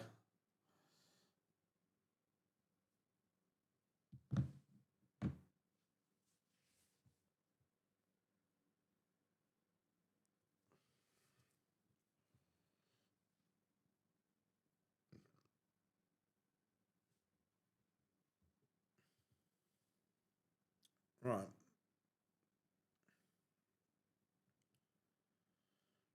So I swear they've adjusted the board every game during the practice starts.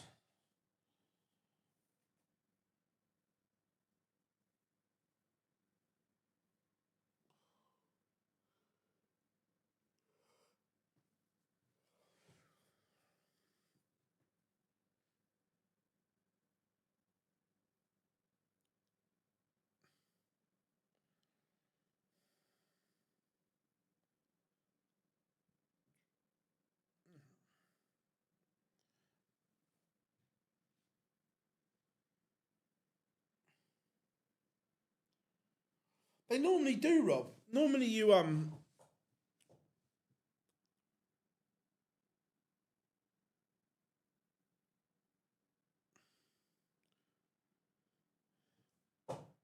Dirk van Duijven, Dirk van Pigeon.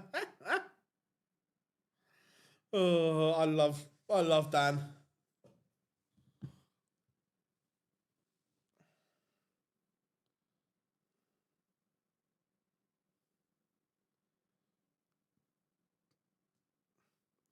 He was at the Premier League last night, Rob. He wasn't available.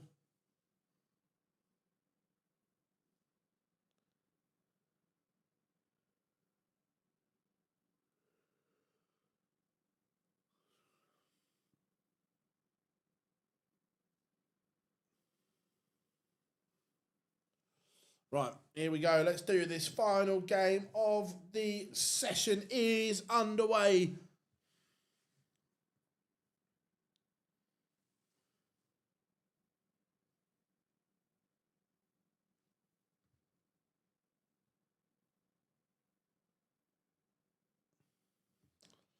Duijvenbode against Wenig. Dirk has won the ball. He will have the darts, and Wenig will have to find something if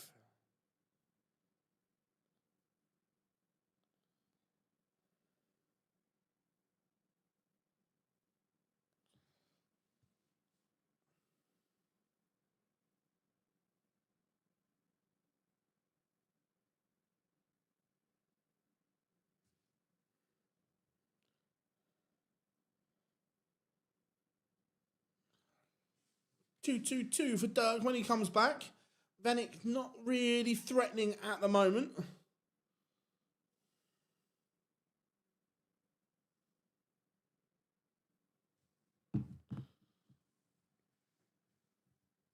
What was a red? Who's been sent off? Rob Slabad's just been sent off by the look of it. Looks like it's a penalty to Bournemouth and Slabad's been sent off. 180.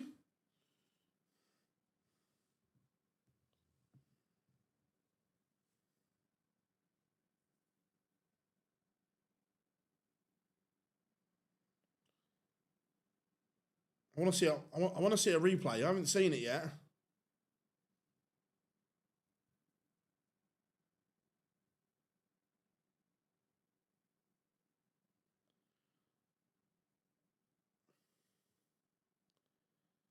So 72 for Dirk. Right, here we go.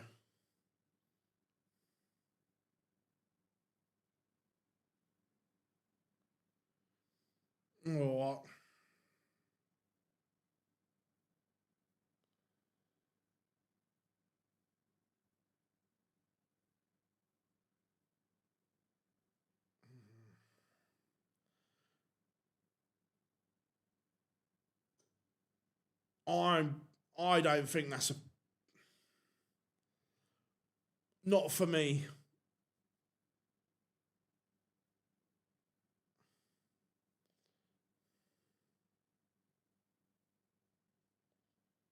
I think that's very soft.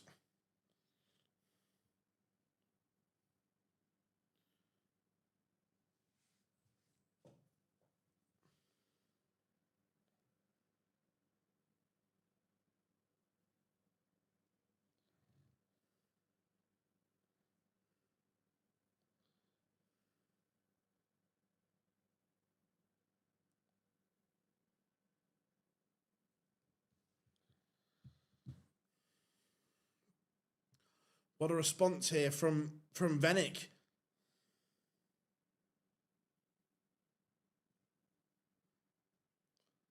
He is on fire at the moment. Dirk, before that 177, hadn't really done a lot.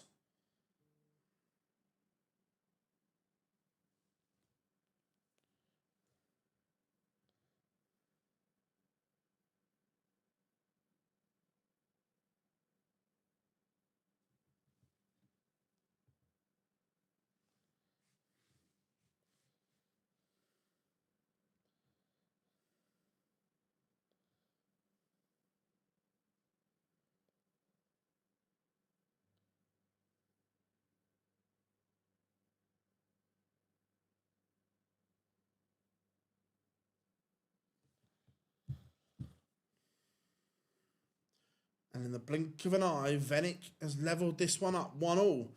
Two decent holds of throw here.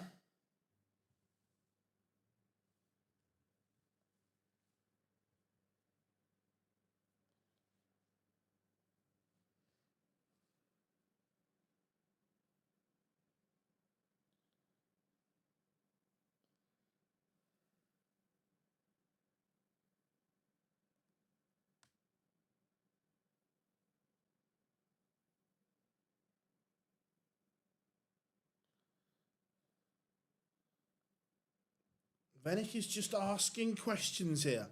He's averaging over 106 right now. This is very good.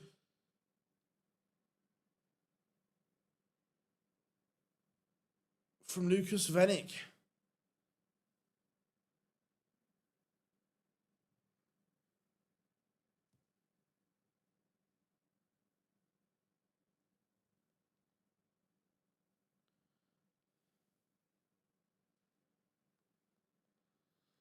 Wenig is going to get darts to break the Dirk throw here.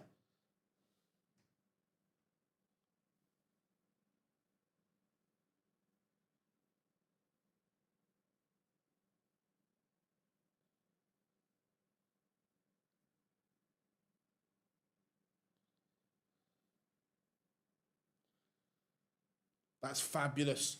That is brilliant from Lucas Wenig. He takes out 1-2-2. He's averaging 107 and he leads Dirk van Duijvenbode.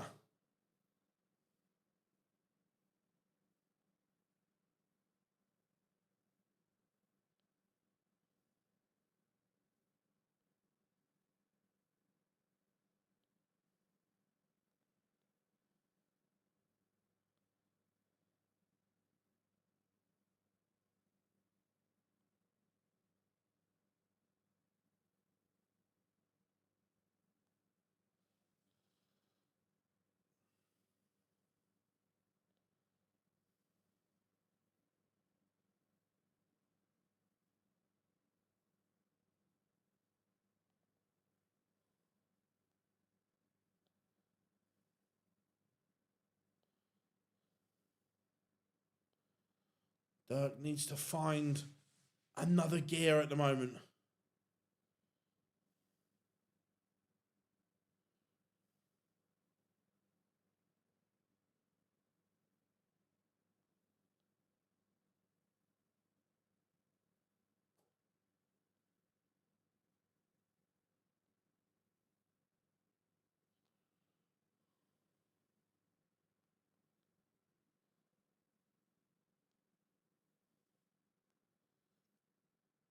Dirk, it's not a chance yet.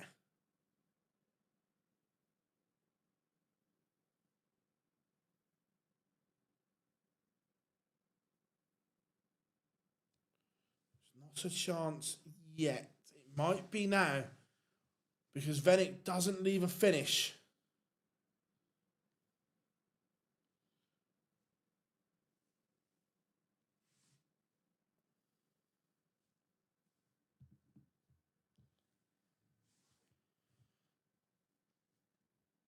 Dirk leaves 111.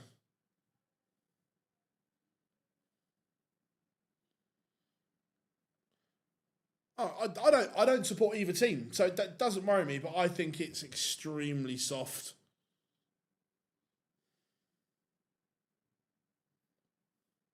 Oh, hello, Dirky boy. Hello, Dirky boy. Welcome to the party, Dirk, with a ton topper of his own, and we are back on throw.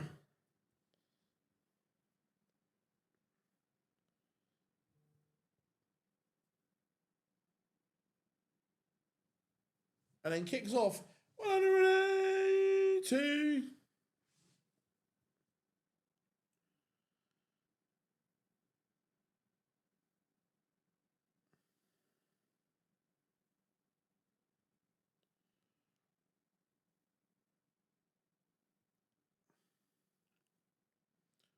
All of a sudden, Dirk is turbocharged. He's upped his average.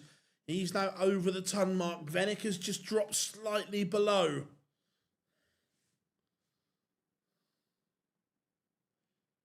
This is good.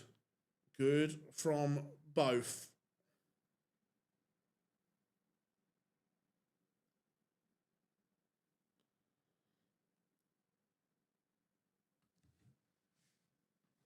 Dirk can hold here. He's halfway to the last 32.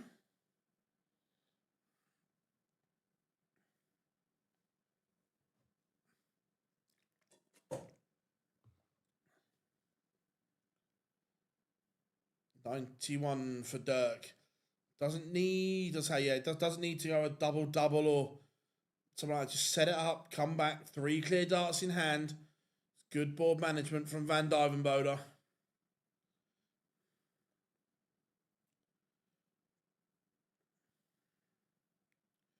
Wenig leaves the hinks just in case. The 127 in game.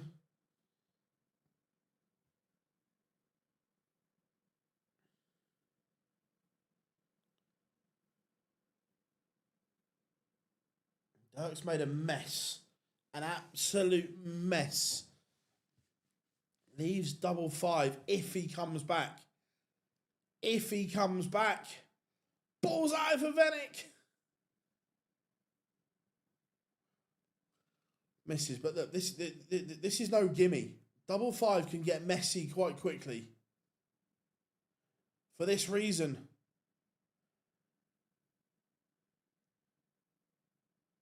Dirk was in cruise control in this leg. He was so far in front, it was unreal.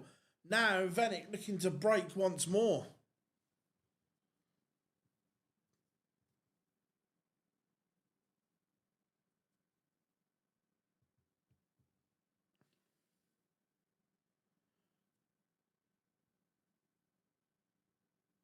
What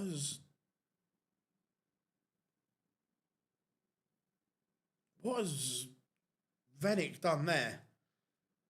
Oh, an absolute shocker of a last start. And Dirk does pin double 1 in the end. Yeah, we've got to play like that, haven't we? It's like...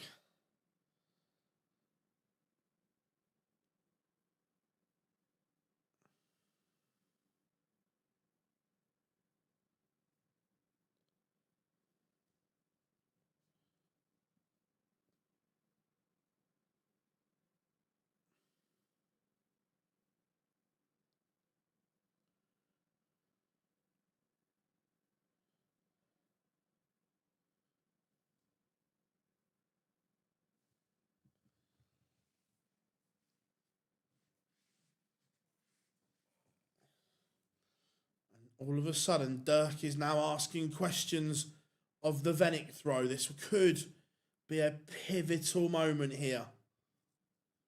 If Dirk can break, he has daylight between himself and Wenig.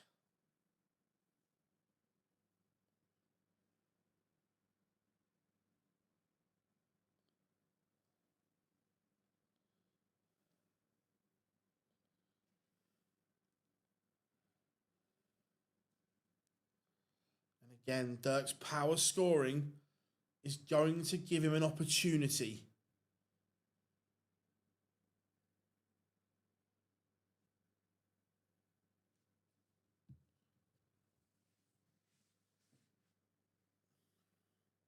Four, 2, Van Duijvenbode has the tide turned. He is now settled by the look of it, Dirk. 2 legs from victory. If he can hold here, he's on the hill. Massive, massive moments.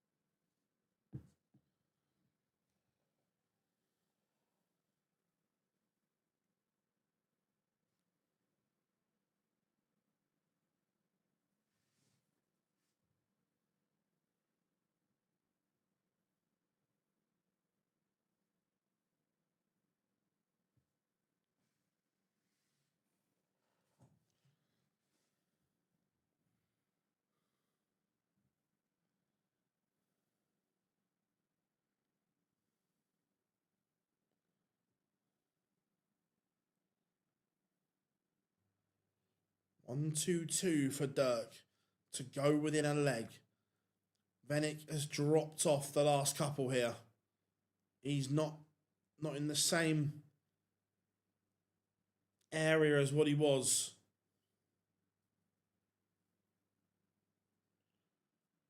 So tops for Dirk to go within a leg of victory.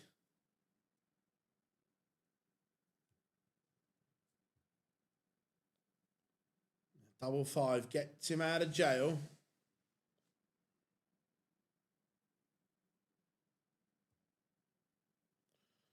So has Wenig got 4 legs on the spin in him? We are about to find out. And I would suggest not after a score of 41. That is a disaster.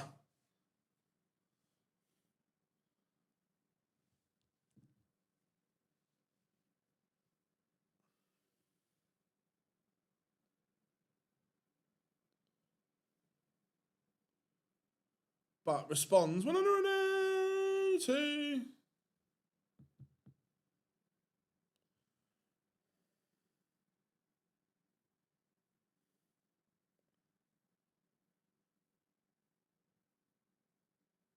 Still on a knife edge, this leg. Remember, Wenig is at the point of no return. He cannot give Dirk any opportunity.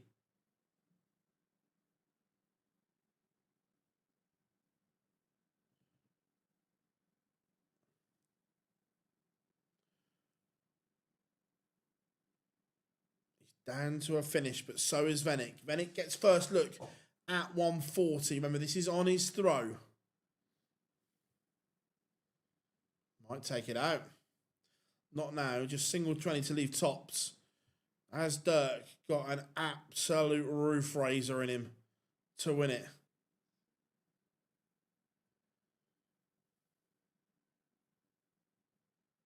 He might. He might.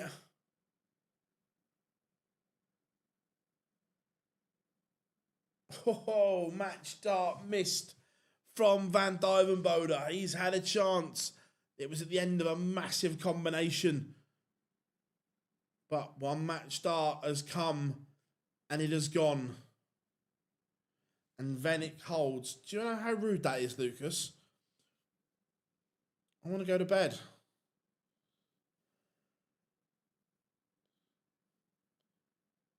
Still got a good hour's work after the stream, so the quicker it's done, the better. I'm only joking. Only joking.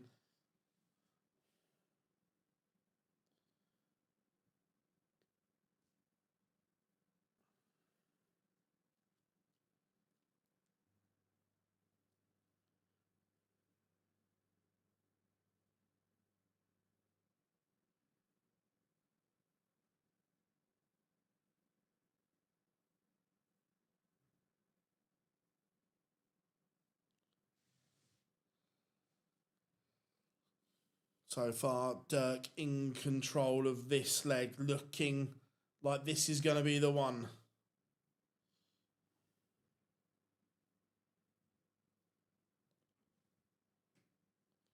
He's bossing it so far.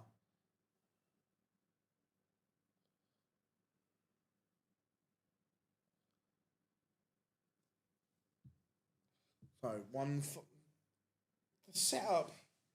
If this is a max, then the setup gets punished. But I say it was only a max that hurt Dirk there. So we got 6 at 157. I know Dirk's giving it the old on the screen. He'd like a treble here. Yeah, finds one.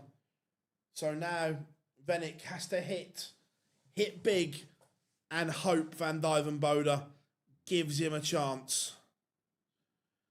But he's got to do his job. He needs another treble.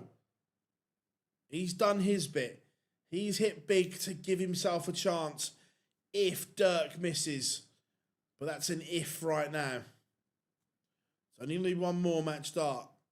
And that's all he needs.